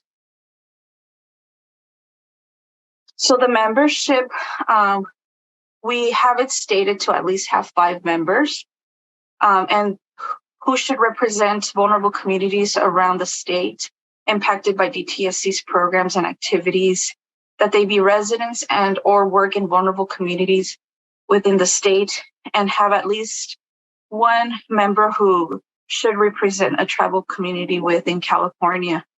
And so these folks will serve from when they are selected until June 30th, 2025, which is when the money's available. This again is something we would like feedback on. The maximum amount. I know that there have been other EJACs, and the amount of members have been something of a discussion on how effective are they if there are too many members. How much is too many members? Next slide, please. And so these folks will be appointed by a committee through an open process that will include 3 members from the EJ community groups, 2 staff members from DTSC, and 2 members of the Board of Environmental Safety. And the makeup of this group is to will really strive to reflect the geographical and regional diversity within California. And we're hoping that it will represent urban, rural, and suburban communities. Next slide, please. And it will also reflect the diversity and inclusion of the state as it relates to race, ethnicity, gender, sexual orientation, religion, and other protected classes.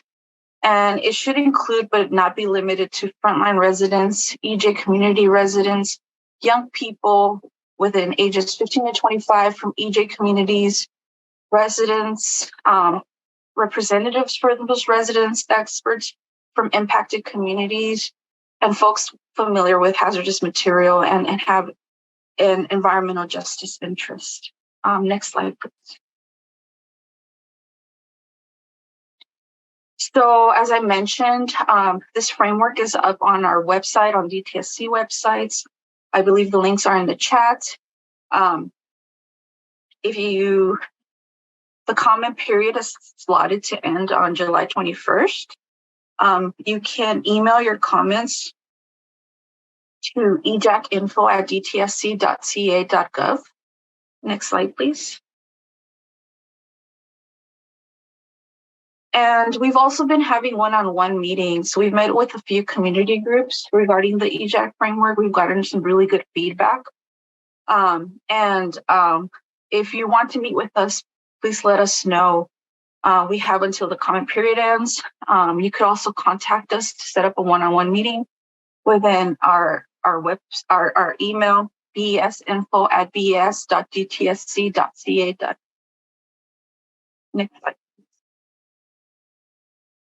And so these are some of the upcoming workshops that we hope to present our framework at and have community discussion, both virtually and in person.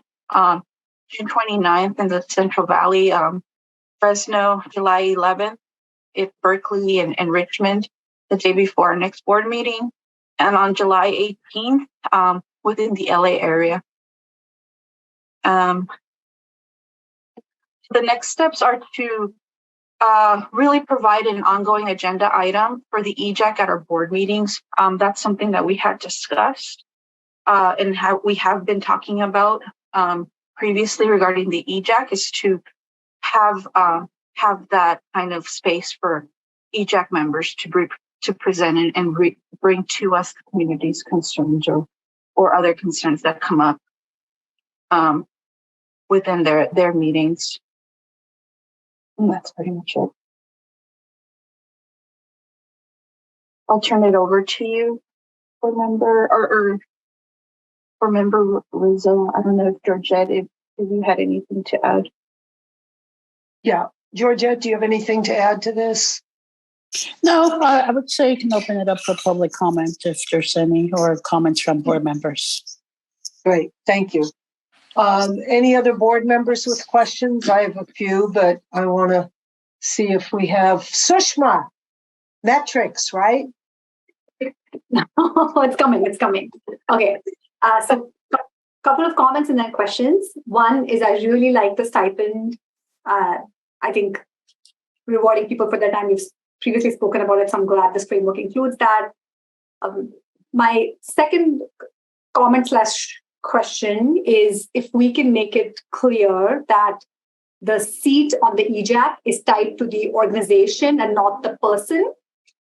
This is learning from how the Excite working group meetings have gone, for example, that if we're saying that a member is being selected to sit on the EJAC and that person is no longer with the community organization or has moved away from that vicinity of the EJ community side, they do not likely get to keep that seat. So perhaps figuring out what change the qualification requirements so that we remain true to the intent of the EJAC. So that was a comment. Third is, are there any provisions for removal of someone that's selected to be on the committee for not delivering or fulfilling on their duties? I didn't see that, but I wonder if there's something written in, given that they're getting a stipend, there's the expectation of a role to play. Is there also some sort of penalty, and if they don't play the role, they lose their seat and so on? And then last comment is about similar to what Jeannie was saying around metrics is, will there be a requirement to do quarterly reviews? So the EJAC does quarterly reviews. either in writing to the board or in-person presentation to the board that includes some metrics on an impact that they've driven. Thank you, Sushma. Any response to that or other questions? I have a couple. I can respond, Chair Risa. So thank you for the comments. Obviously, this is not a response based on the committee. This is just my personal response. One is the member, if selected to be part of EJAC, could be a resident. It doesn't have to be a person representing an organization or an entity. So, and we are trying to be very much mindful of selecting residents that are living within the impacts that are impacted by DTSC. So that's like priority, but it could go to organization representation. So that's something that we're still trying to weave. But just really wanted to clarify on that it might not be an organization rep. It could be a resident that lives right next to a site, which is what we're trying to prioritize. And the other ones we'll take into consideration. Thank you. And actually, I think that's something that we were kind of falling in between what falls within the framework and what falls within like an operations manual. Right. And so I think the removal for someone, we had that previously, and we decided because it kind of falls more into their personal operations, which we kind of left up to them to develop as a group. I think that's a really good point because the governance should come from within, right? I mean, we did our own operational guidelines. I could see as a model that kind of a process. It calls for 2 DTSC, 2 board, and 3 other people, community members who select the members of the EJAC. So how are the 3, I'm sure you'll assign staff. We have 2 board members. How will the 3 community members who are on the selection committee be selected, or have they been identified? Yeah. Anybody have an answer to that? I can chime in a bit, and this is where we want to hear from the public, want to hear from all of you on different ideas. There's some ideas of, okay, they can be nominated by individuals or by organizations. They could, we want to hear from the public rather than the board or DTSC deciding like who should this community org be. Yeah, so I'm in favor of the kind of nomination or volunteering. Somebody, if they wanted to volunteer, they could contact us. But part of this is what we want to hear during the public comment period is how should those folks be selected? And is it a nomination or a volunteer? That's perfect. Because we obviously have a number of people who comment and attend our board meetings who express deep concerns around EJ and either would want to be part of the EJAC or part of the nominating group for, the selection group for the EJAC. And let's see, the staff roles are to assist with things like the budget and keeping the EJAC aware of where they stand with their money and what the parameters are for spending that money. I mean, that has to come from somewhere, right? There's some infrastructure in terms of there's $2 million to spend. How will they be thinking about that? I'm sure I didn't see too much about budget expenditures, allocations, and that's something that the EJAC, once formed, will then take on. And in the meantime, there's probably nominal expenditures. Is that correct? Except for staff. Yeah, no, and I'll take that. Again, this is Yana, and thank you for that really good question, Chair. So one of the things, and this is why the forum is currently living in the department, to really support with a lot of the administrative work, specifically on the budget. Also, to if there's any travel costs, that's where the department can provide a little bit more of assistance on that. Also, too, I think this is where obviously there's a per diem, and the per diem is already in statute, and that's something similar to other boards. We were following kind of similar protocols. And in addition to contracting, the board has ability to contract out. And we were able to give a little bit more of that authority to, with a recent trailer bill passage, that the board, not the board, but the forum can actually contract out if they need to. Again, the department can provide resources on how to go through the contracting and, everything that goes in that way. If the EJAC wants to go ahead and contract their own services based on need. The two individuals are currently really there for assistance. And that's one of the things that we heard from previous EJACs, that when some of the environmental justice advisory councils that were formed in other departments, when the formation happened, there was really no staff assigned. And it was really difficult for that board to be able to maneuver themselves throughout the department because there was really no specific assigned individual. So we heard that really loud and clear. And for us to respond to that, we were able to allocate at least two individuals that were going to be solely dedicated to support the staff, to provide capacity, and to provide resources. In addition to that, there's going to be a conduit to the Office of Environmental Equity. And the deputy director is going to be coming in, will be really providing that direct liaison between the Office of Environmental Equity and the EJAC, but also with the director. So at least there's a linkage there.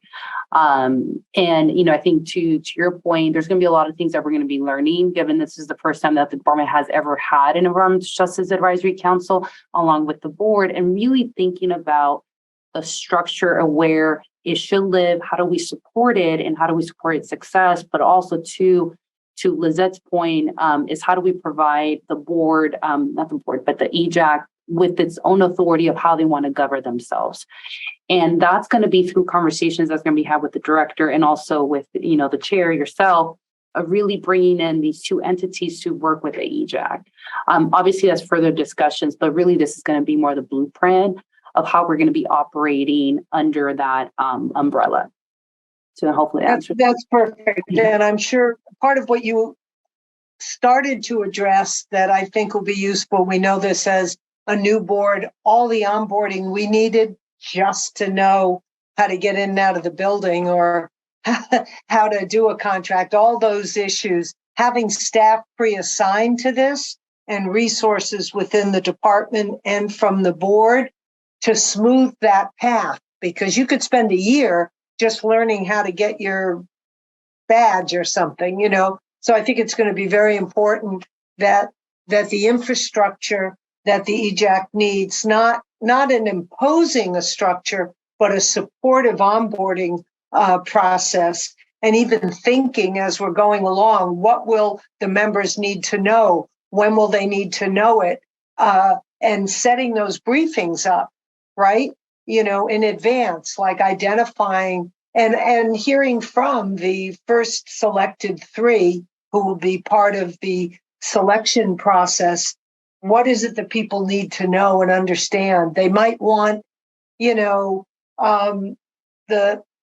hazardous mitigation group to give them a briefing, whatever. So I think that piece is going to be important. And my last point is, I think 5 is too small. I think 20 is too big. I think I just want to drop that in. I think that puts a lot of pressure to cover the whole state.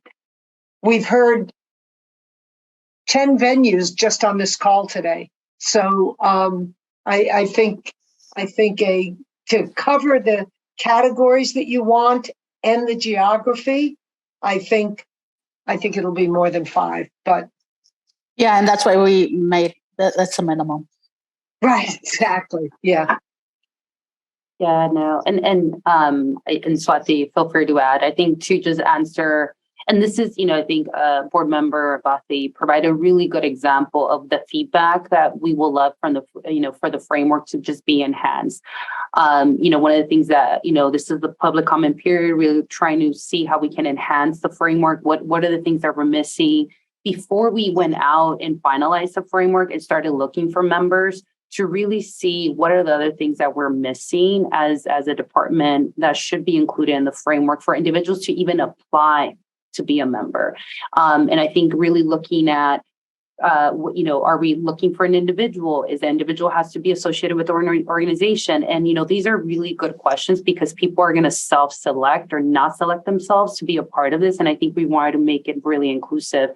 And I think this is something that I really appreciate the board, both board member Gomez and board member Ruiz for really diving into of let's provide some guidance, but also let's not dictate the guidance as we start finalizing something that, it can live even beyond the 2 years. And that's another conversation that obviously when the funding is no longer there, I think the question is that something that we want? Not we want, but is the community who's benefiting from the board still wants to continue this board moving forward after 2025. And that's, for further conversation. So, Great. Thank you for that. Mm-hmm. Other board member or staff, Swathi, your hands up? Yeah, I just wanted to share that we will have this as an agenda item at the July board meeting as well, where we will provide hopefully more detail and also provide the perspectives that we've heard after the workshops, because by then we would have had a couple of the workshops and then we'll have another one after the July board meeting. But hopefully at the July board meeting, we can share what we're hearing from the public at that point as well. That's great. Good reminder. Thank you. Yeah, we also welcome the board giving a little bit more direction as well. If you all want to see something different, that's when, hopefully this gave you an overview, but maybe looking at it a little bit deeper and providing clarity or direction would be very helpful. And just to add, we will be collecting all the comments we receive and making them available publicly as per our mandate of transparency. That's great. And, I had first thought it would be great if board members could attend the workshop, but once we get past 2, we can't. So, it's a public workshop. It's a public workshop. So, it'll be recorded. It's public. So, okay, because I think we didn't do that on the permanent appeals because I thought we heard we couldn't. So let's explore that because I know there are other board members besides, the 2 that when we can, it would be great to attend one. So let's put a pin on that one. Alexis, I thought your hand was up. It was more of an observation in that the EJAC is funded for about 2 years from now, for the next 2 years. And I know we could all be hopeful that funding would accrue thereafter, but I'm kind of caught in the tension between wanting to suggest that an area of focus, once the EJAC is formed up and operational, what would be most helpful to DTSC for the EJAC to focus on?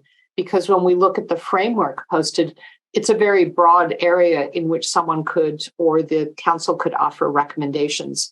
And you would want them to feel like they could gel and offer the most useful area as possible. And yet at the same time, we as a board with Diana don't want to tell them what to do. So I just want us to be thoughtful about how little time they really have to coalesce and engage and offer that recommendation portfolio back to DTSC and to our board. Thanks. And that's one thing we were struggling with. Originally, we did have about a page full of things we wanted to have their opinion on. And it became obvious right away that these folks are part-time folks. If we're lucky, they're going to have their full-time jobs. And we really had to be realistic on what they can take on and do, be productive on. And so that's why we decided to just have that sort of work plan be developed be one of the first things they work on, and have it be developed with the chair and with the director. And that begs the larger size so you can cover more areas. And probably this is general fund money, correct? I mean, does it expire? It expires in June of 2025. I'm not saying you want to spend money because you have it, but you want to maximize it because then impact will be obvious. So the advantage of taking on more issues with a larger board and spending, or a larger council, and spending your resources on those priorities that they've identified, then makes a better case when you're going back to the legislature a year and a half from now, and you say you want it to continue. You have to have some production. Otherwise, it just won't get the support that it needs. So no pressure, but it's something to bear in mind, that it's 2 years is not a lot. Look, we're a year and a half in and we're just getting our feet on the ground. So, it takes a while. Mm-hmm. And I think to just provide a little point of clarification. So the funding, we need to encumber the funding before June 30th, 2025. And then as long as you encumber it, then you can spend it. But basically saying, the funding is going to be used for X, Y, Z, and then it can be passed past June 30th, 25. Mm-hmm. Great. That was a question. That's excellent. Mm-hmm. Okay. Do we have another board or BES staff questions for Deanna and the team? Otherwise, we'll go to public comment. Okay. Sheena, do you want to manage that, please? Yes, thank you, Madam Chair. So as Madam Chair had mentioned, I do see 2 hands raised already, so thank you for your patience. But we are going to officially open the floor for public comment for this agenda item. So as a reminder, comments are limited to 3 minutes. If you would like to request a time extension from the board chair, please do so at the start of your comment. Please raise your virtual hands or press *9 on your phone. If you've joined the Spanish channel by phone, please wait for the interpreters to provide instructions. And as a reminder, you can always express your comment in writing. You can submit it to us via email to besinfo@bes.dtsc.ca.gov. Or if you're experiencing technical difficulties or are not able to make verbal comment, please use the Q&A function. Let's go to Ken Sudu. Please, I'm going to send you a request to unmute. Please state your name and affiliation. Yeah, this is Ken Sutu from Citizen Air Monitoring Network. And the first thing which I want to point, currently I'm also a member of Community Advisory Council with the BAQMD. The first comment I want to make is about this 2 years. I think this is too short. As pointed out, I think as BES itself, it takes a year and a half to get all the governance and everything in place, so to speak. Okay, so 2 years is not a lot of time. And when we look at this, we have $2 million divided into 2 years. So basically, we're talking about $1 million per year budget. And what is the DTSC's annual budget? I think we need to make a commitment for this time. The community engagement is not just because we have money, let's do it. I think that's what we want to see on the board level and on the BES and on the DTSC. You committed to have the community involvement. It's not just something, let's do whatever. Okay. So that's the first thing which I wanted to encourage. This thing has to be a long-term involvement, engagement, because it's needed. The second thing is I look at the documentation on this, and the money is coming from the budget of DTSC. So I'm I don't know, like this group supposed to be like provide a counter. I mean, at least from the current situation, from what currently you hear, is people were not happy with DTSC and or whatever happened there. So if we ask DTSC to, I don't know, the funding, there is kind of a conflict there. So that's what I want to point it out also. But I think the most important thing is this has to be for a much longer term by 2 years. Because if we just say 2 years, that's just a joke from community's point of view. Nothing is going to happen. Okay, thank you. Thank you for that comment. I think my understanding of the goal when it was started was to have it be the demonstration of the need and to actually begin to infuse into DTSC and to our board those voices and those concerns. So I support you on that. I think everyone on this call probably does, that it's not just a one-time report at the end of 2 years. It's a different way of doing business. It's a different way of public engagement. It's expanding the tent. It's taking these things seriously into consideration. At least that's how we as the board involvement in the EJAC are really looking forward to this. We get a lot of these comments, as you've been able to see at our meetings, and having yet another open forum where there's real dialogue and discussion about them, I think is going to be so important to all of our work. So I don't see anybody nodding no on that. Thank you for that comment. Thank you, Madam Chair. I have 2 more hands raised. Eric Nolan, I'm sending you a request to unmute. Please state your name and affiliation. Hi, this is Eric Nolan. I'm founder for Stewarding Design LLC. And members of the board, I wanted to say, first of all, I appreciate this effort. I think this is a good thing that needs to be done. I think you've certainly heard comments earlier in this meeting, that indicate there's some huge concerns on the part of the public out there that things aren't getting done that need to get done, and that the expectations of what BES was going to accomplish, a lot of people feel that's not happening. So this is an opportunity to really reach out and get more resources out, to hear more from people, to listen more, and hopefully to also react more and to provide more response and accountability for the board and for DTSC. I would also agree that I think the metrics and targets will be a key part of the governance, just to demonstrate that there is something actually going on. I think that's going to be critical.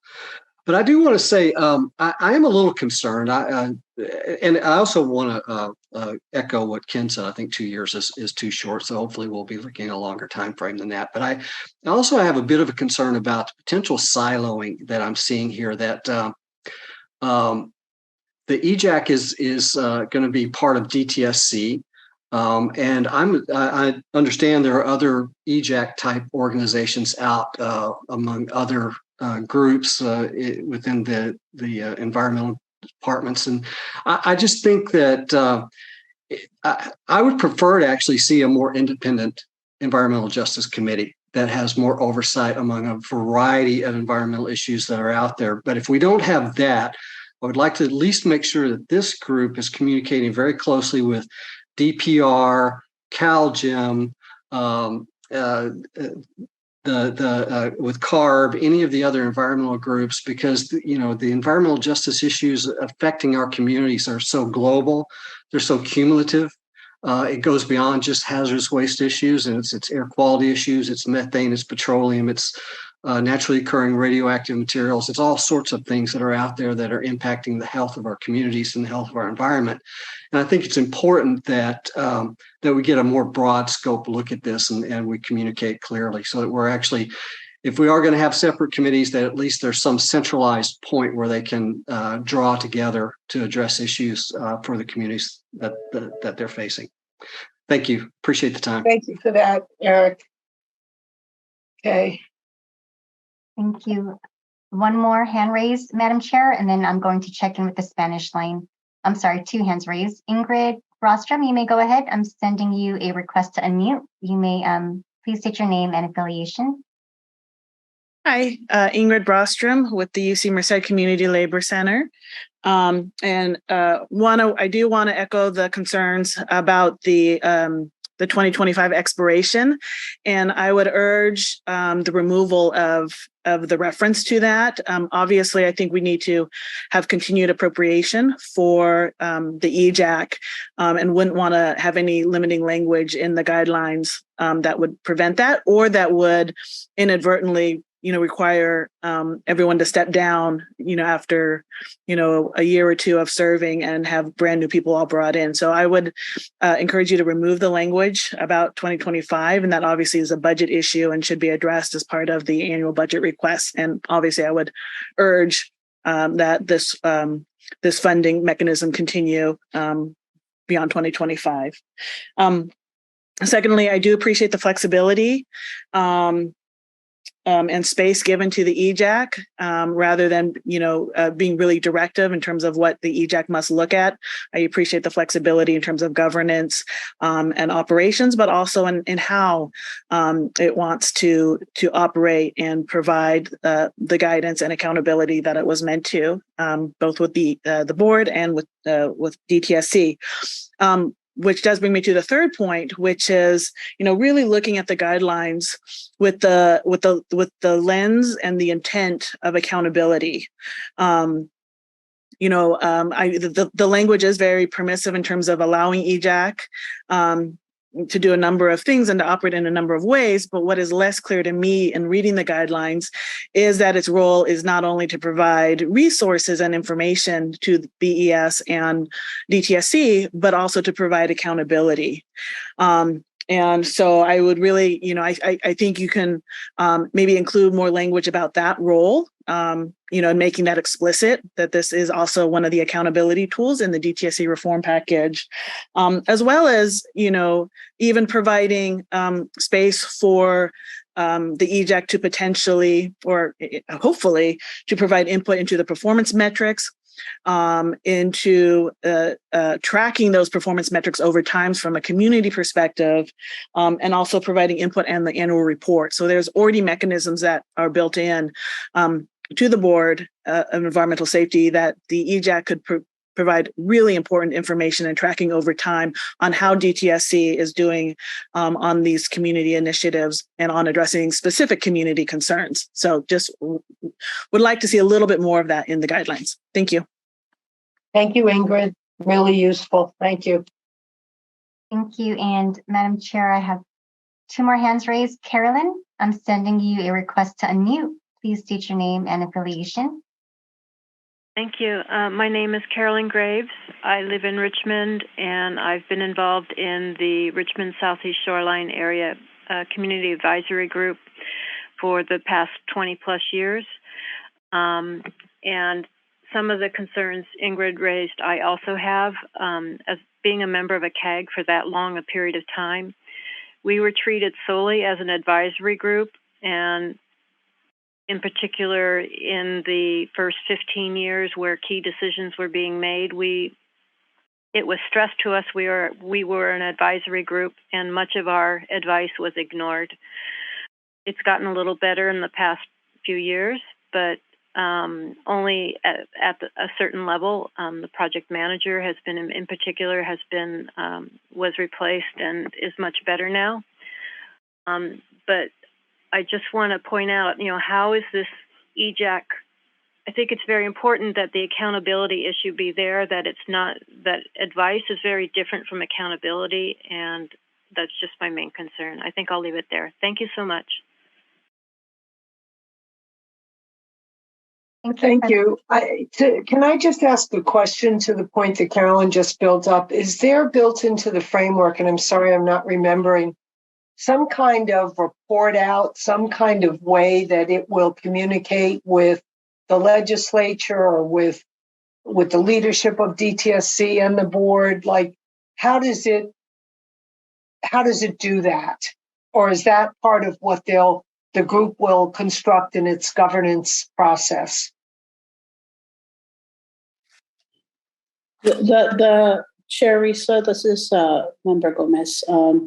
The quick answer is yes and no. We once again we're going back to not trying to be too prescriptive. There are references, for example, having the leadership of EJAC, the chairs, or whichever structure that they end up creating for themselves to govern. They can join the BES when we go to the legislature to report. That's an idea. We are also recommending for the BES to have a permanent agenda item from the EJAC to communicate with us. So those are ideas. They can be expanded. They can accept them or expand on that. But that's what we've discussed so far. Thank you. Okay, Sheena. Thank you, Madam Chair. Member Batia had her hand raised. Did you want to comment, or shall I move forward with the public comments? You move forward, Sheena. Thanks. Okay. Ivana Castellanos, you may go ahead. I'm going to send you a request to unmute. Please state your name and affiliation. Hi, this is Ivana Castellanos with Physicians for Social Responsibility, Los Angeles. Thank you all for the opportunity to provide a little bit of feedback on this. We're still doing our internal assessment, so we'll be providing more detailed feedback at a later time. But I do want to echo the concerns that have been shared so far about the length of time and just stress that 2 years really isn't a lot of time to get a lot of work done, and that setting up these spaces takes time in and of itself. And so just really wanting folks to be considerate of that and to do whatever is possible to secure the funding moving forward to have this be an ongoing effort. I also want to echo Carolyn's concerns about advisory groups in general. We have had other colleagues, residents that we have worked with that have been part of various advisory groups, and that's something that has consistently come up, is feeling like it's just a forum to say that agencies are taking advice, but like not following up with it, or having there be no commitments to respond to that advice or recommendations. And so to whatever degree is possible, if there's anything that can be put in regarding either the board or DTSC's or both's commitments to what they're doing with that advice, whether that be a commitment to respond to the recommendations, but just anything to make that commitment back to the EJAC, because these are folks that are volunteering a significant amount of time and effort into this. And if we want folks to be incentivized to apply and to be a part of this, then I think it's only fair for the agency to make some commitments back to this group. So, but yeah, I think that's, I think, all I have for today, but thank you so much for the opportunity to comment, and we'll be sharing more detail on the framework. Thank you, Ivana. That's excellent. I've been involved with operations that require that, and require not just thank you very much for your report, but what are we going to do with it? Accountability back.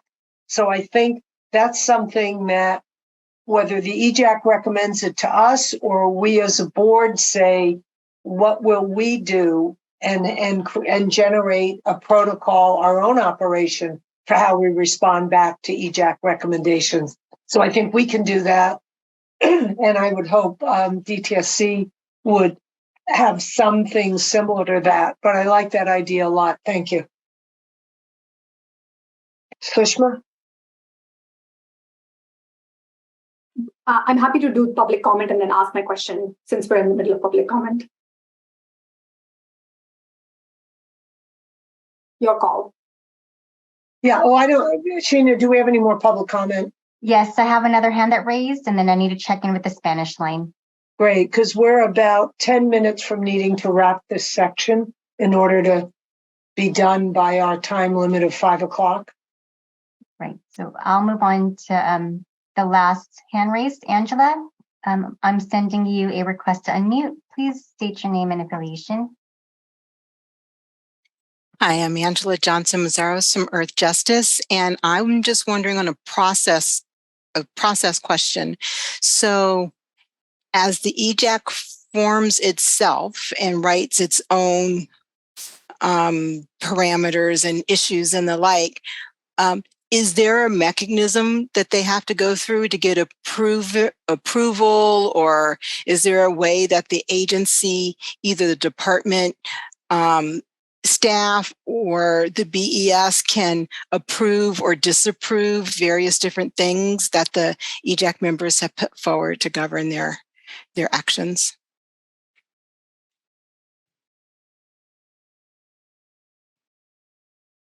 So I think, can I respond, Chair Risa? Angela, in all that have mentioned, I think that goes back to the accountability reference, which we've heard plenty today, and we also heard it during our one-on-ones that we've had so far. And it is something that we did discuss as we were creating the draft framework. We do welcome ways in which we can do that to ensure that it happens both from DTSC and BES.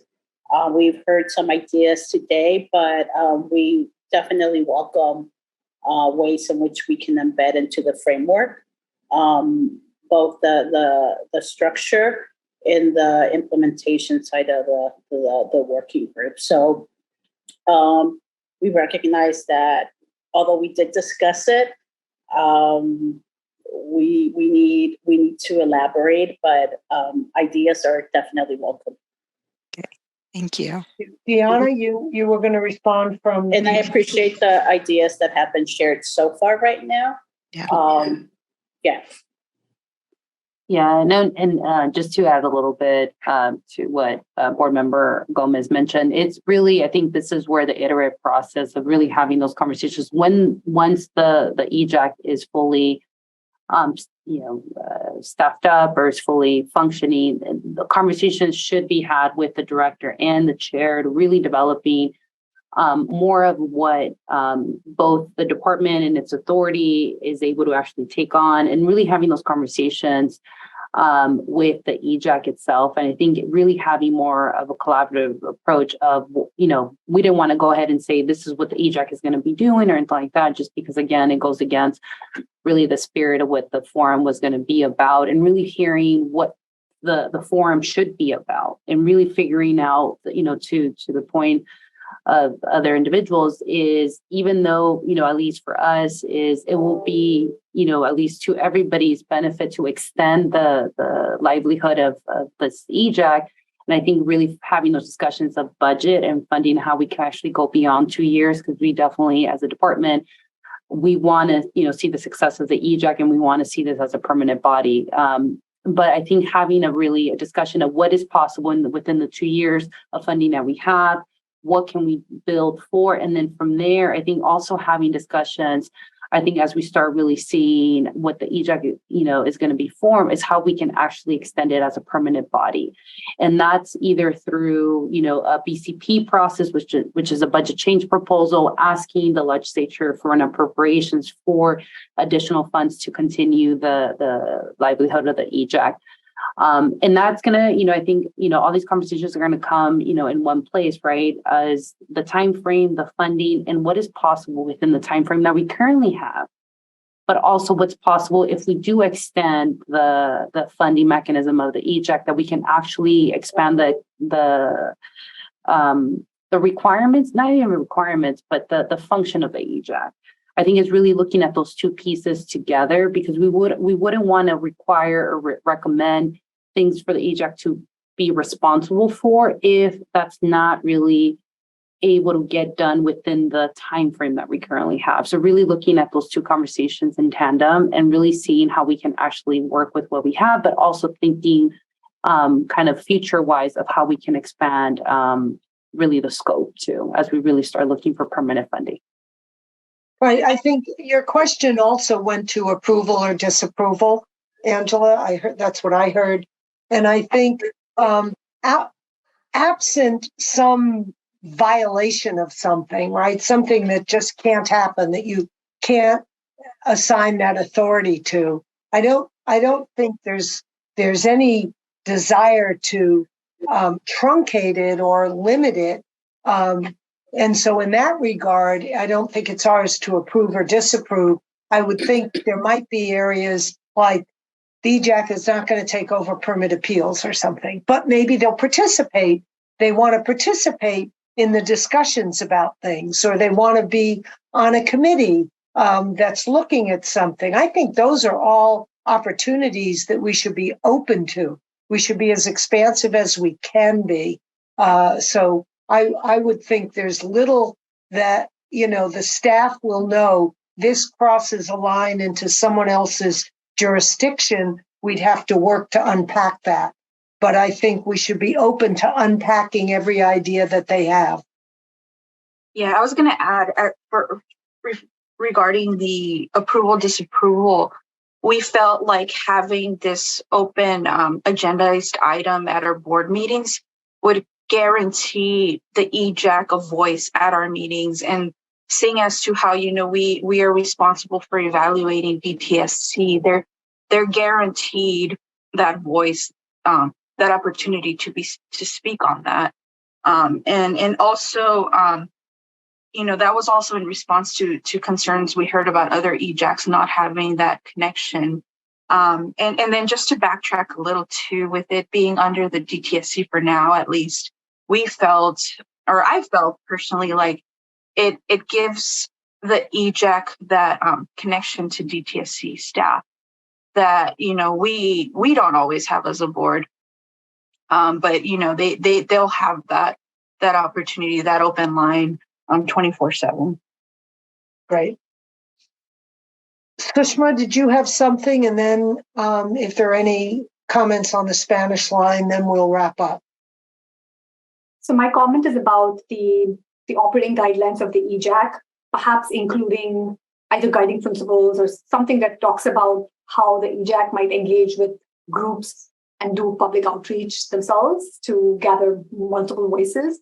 I think some of what I've experienced in the last year on the board is that different EJ groups bring their different perspectives. So since there's only a finite number of seats, how do we make sure they are also including other voices in the opinions they share at the EJAC? Thank you. Sheena, do we have any other public comments? No, Madam Chair, and I received confirmation that there are no Spanish comments. Right. So do we have any closing comments from Deanna, Lizette, or Georgette? I would just encourage folks to take a look at the framework and to please give us comments to make it stronger, improve it. The spirit of this draft, it really is to create a structure that would hold DTSC specifically in BES, but I think it's really directed at DTSC to really improve environmental justice in their purview. That's the intention. So how we do that within this advisory, this council. 1 second. Is the intention. 1 second. Gabriella, can you please correct that?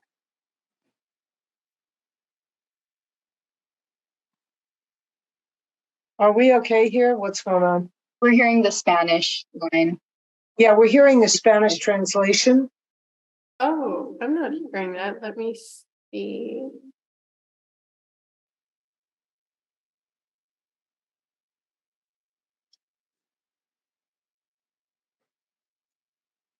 We're on the Zoom. We're in the regular place we've been, and all of a sudden we're hearing the Spanish.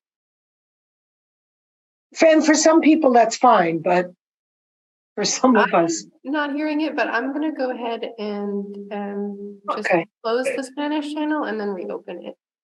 Thank you. Apologies, everyone, while we get that situated. Great. And Deanna? Yeah, no, and I think to the board member Gomez, really inviting individuals. We're going to be hosting, like board member Ruiz mentioned, 3 different workshops in the next month and a half or so across the state. The first one being on June 29th in the area of Fresno, in the city of Fresno. Also with 2 after following that workshop is going to be 2 scheduled in the month of July, respectively, July 11th and then also July 18th. In the Bay Area on the 11th and then the 18th in the LA region. And really for us, I think too, Board Member Gomez, is really getting a sense of the framework and really thinking about how can this body be really a functioning, meaningful body of what the intent was in the first place. And this is something that I can say it was really in the spirit of a lot of community-based organizations during the reform discussions that they really wanted an independent, meaningful body for it to be formed for environmental justice communities, environmental justice members to be there to advise the department and the board on their functions. I think this is where, I think this is the first time again for the department having something like this. And we really are trying to develop something that can lead a foundation that can be a permanent body moving forward, not just 2 years. Obviously, I understand the funding was just 2 years, but I think at the end of the day, I think everybody's in agreement that we want to see this continue, but continue for it to be effective for everybody involved, including the individuals who are going to be in the forum. So just wanted to leave that and look forward to working with you all as we start finalizing this. Thank you, Deanna. Did you have anything to close with, Lizette? No, I think everything's been said. But yeah, we really do welcome people's feedback, comments, and ideas to really make this be, as effective as it could be. Thank you. Thank you. In the spirit of trying to end this meeting on time, I'm going to close this section of the agenda and move into rapid fire board member reports. If there's anything between the last meeting and this meeting that you want to get on the record today that's better not left until the next meeting, then by all means, I'll go through your names and you can tell me what you've got. Sushma? Did you want me to talk about the Excite working group? The what? Excite working group, Liz. Sure. Sure. Liz, do you want to kick us off and then I can add to it? Yeah. So, as you all know, I've been participating at the Excite working group meetings. We've provided some feedback on the solicitation process that went up recently. The DTSC is still receiving comments on that as well. And the goal is to receive comments to make sure that the contract that the company that is selected has a strong contract that will hopefully address all of the concerns that have come up within the meeting so far. Sushma has joined me in those meetings. If not everybody out there knows, I will be having a baby soon. So I might have to step off and not attend the meetings, which Sushma has already jumped in and hit the road running within these meetings, and is very familiar with a lot of the issues brought up by a lot of community groups and residents. This last Friday on June 9th, there was a press conference in East LA that I attended, put together by Senator Alex Padilla and California State Assembly member Miguel Santiago. And there were other politicians present. And the main goal was to really see a property being cleaned up and to really understand how that process goes, and to really put it out there that they really want the Excite cleanup to be designated as a Superfund site. And they did notice the importance of keeping the California cleanup standard instead of the much higher federal cleanup standard so that, people's community residents' health is more protected. Right. So the by higher, we mean the feds are 400 parts per billion, and we're 80. So we want the lowest lead exposure possible. And that's the. And we definitely need the money to, make sure that these properties are thoroughly cleaned up and that they're cleaned up in a faster manner. A lot of residents have been waiting a long time, Right. even after having their properties tested. Right. So they definitely need to be, addressed and done right. Right. So on behalf of all the aunties and the one uncle, we are very much looking forward to being aunties and an uncle. So thank you. Thank you. Okay. Any other board member reports? Alexis, Georgette, anything you want to, Alexis? Certainly. I'll just mention quickly that board members are working with our DTSC colleagues to visit hazardous waste facilities that are going through the DTSC permitting process.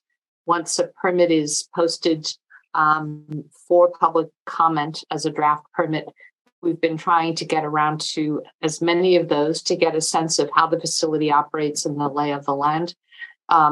Next week, board member Bhatia and I will be going to a couple of facilities with DTSC. But on June 1st, Director Williams, her senior management team, Katie Butler, Wayne Lorenzen, Chair Rizzo, our attorney Greg Forrest, and I visited the former Dow facility, now known as Cortiva in Pittsburgh in Northern California. It's a very large site. It's about 865 acres. And so we toured parts of the site that are permitted by DTSC. There are other aspects of the agricultural chemical production at that facility that affect other Cali EPA agencies like the Bay Area Air Quality Management District, Water Board, and so forth. It was an opportunity also for our board attorney to reprise for them the permit appeal process, the regs that we had just adopted, the timing of the process, should their permit be appealed. And Chair Rizzo had also encouraged them to be engaged with things that our board and DTSC are doing, for example, some of the workshops, fees, etc. So that's a little bit on our overall goal to see more of the actively permitted facilities. And then I'll just mention that in mid-May on the 19th, as the DoD liaison to the board, I participated with DTSC in meeting with the Department of Defense reps. And we had, again, an opportunity to talk about the board's permit appeal process, and DTSC discussed the generator improvement rule as well as the generation and handling fee. And then we talked very briefly about some of the unique DoD facilities. So that's it, Madam Chair. Great, thank you. Anyone, any other board or staff reports? I know Linda, Greg, Swathi, you've been on various tours. Or anything you want to add to the wealth of information that we all like to share with each other?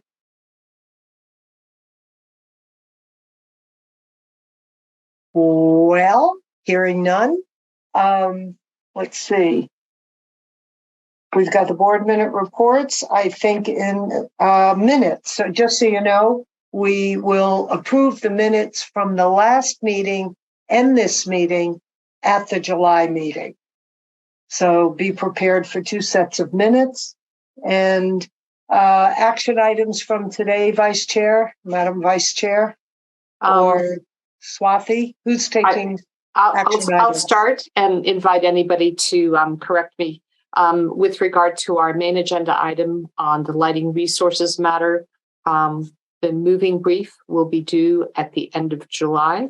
And shortly, the administrative record will be certified prior to our upcoming board meeting in July, which will be, as you noted, Madam Chair, in El Cerrito on July 13th. And then secondly, folks would have seen in the EJAC presentation the deadline for comments due to DTSC. That's it for me. Swathi, do you have others? Sure, I can just share the dates for the EJAC workshops again. June 29th will be in Central Valley, and it'll start at 5:30. It'll be both in person as well as virtual. July 11th will be in the El Cerrito City Council chambers the day before the board meeting at 11 o'clock. And then on July 18th, we'll also have the last EJAC workshop in LA starting at 10:30 in the morning. Great. Okay, does anyone have any other business that we failed to take care of today? So I want to take a minute to thank acknowledgement and staff support. The slide came up. Thank you. It takes a lot to put on one of these meetings. And I know that our team of Swati, Sheena, and Jessica worked really hard to pull this together and to manage it during the course of the meeting. So thank you for that. I really want to give a big shout out to Linda and Greg in particular and Swati for their work on the permit appeal process. It was, it had its moments, but we got through it. And so I want to congratulate their hard work and recognize how much time, especially, or not especially, but including the last 72 hours of intense things that came up around that. So I want to acknowledge you all for that. Thank you. And thank all the board members. And no other business. Can we have a motion to adjourn? Nobody wants to adjourn? No, Madam Chair, I move we adjourn. Oh, second, Gomez.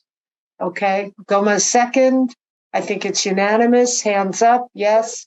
Okay, the meeting's adjourned. Thank you very much. Bye, everyone. Thank you. Thank you, everyone. Bye.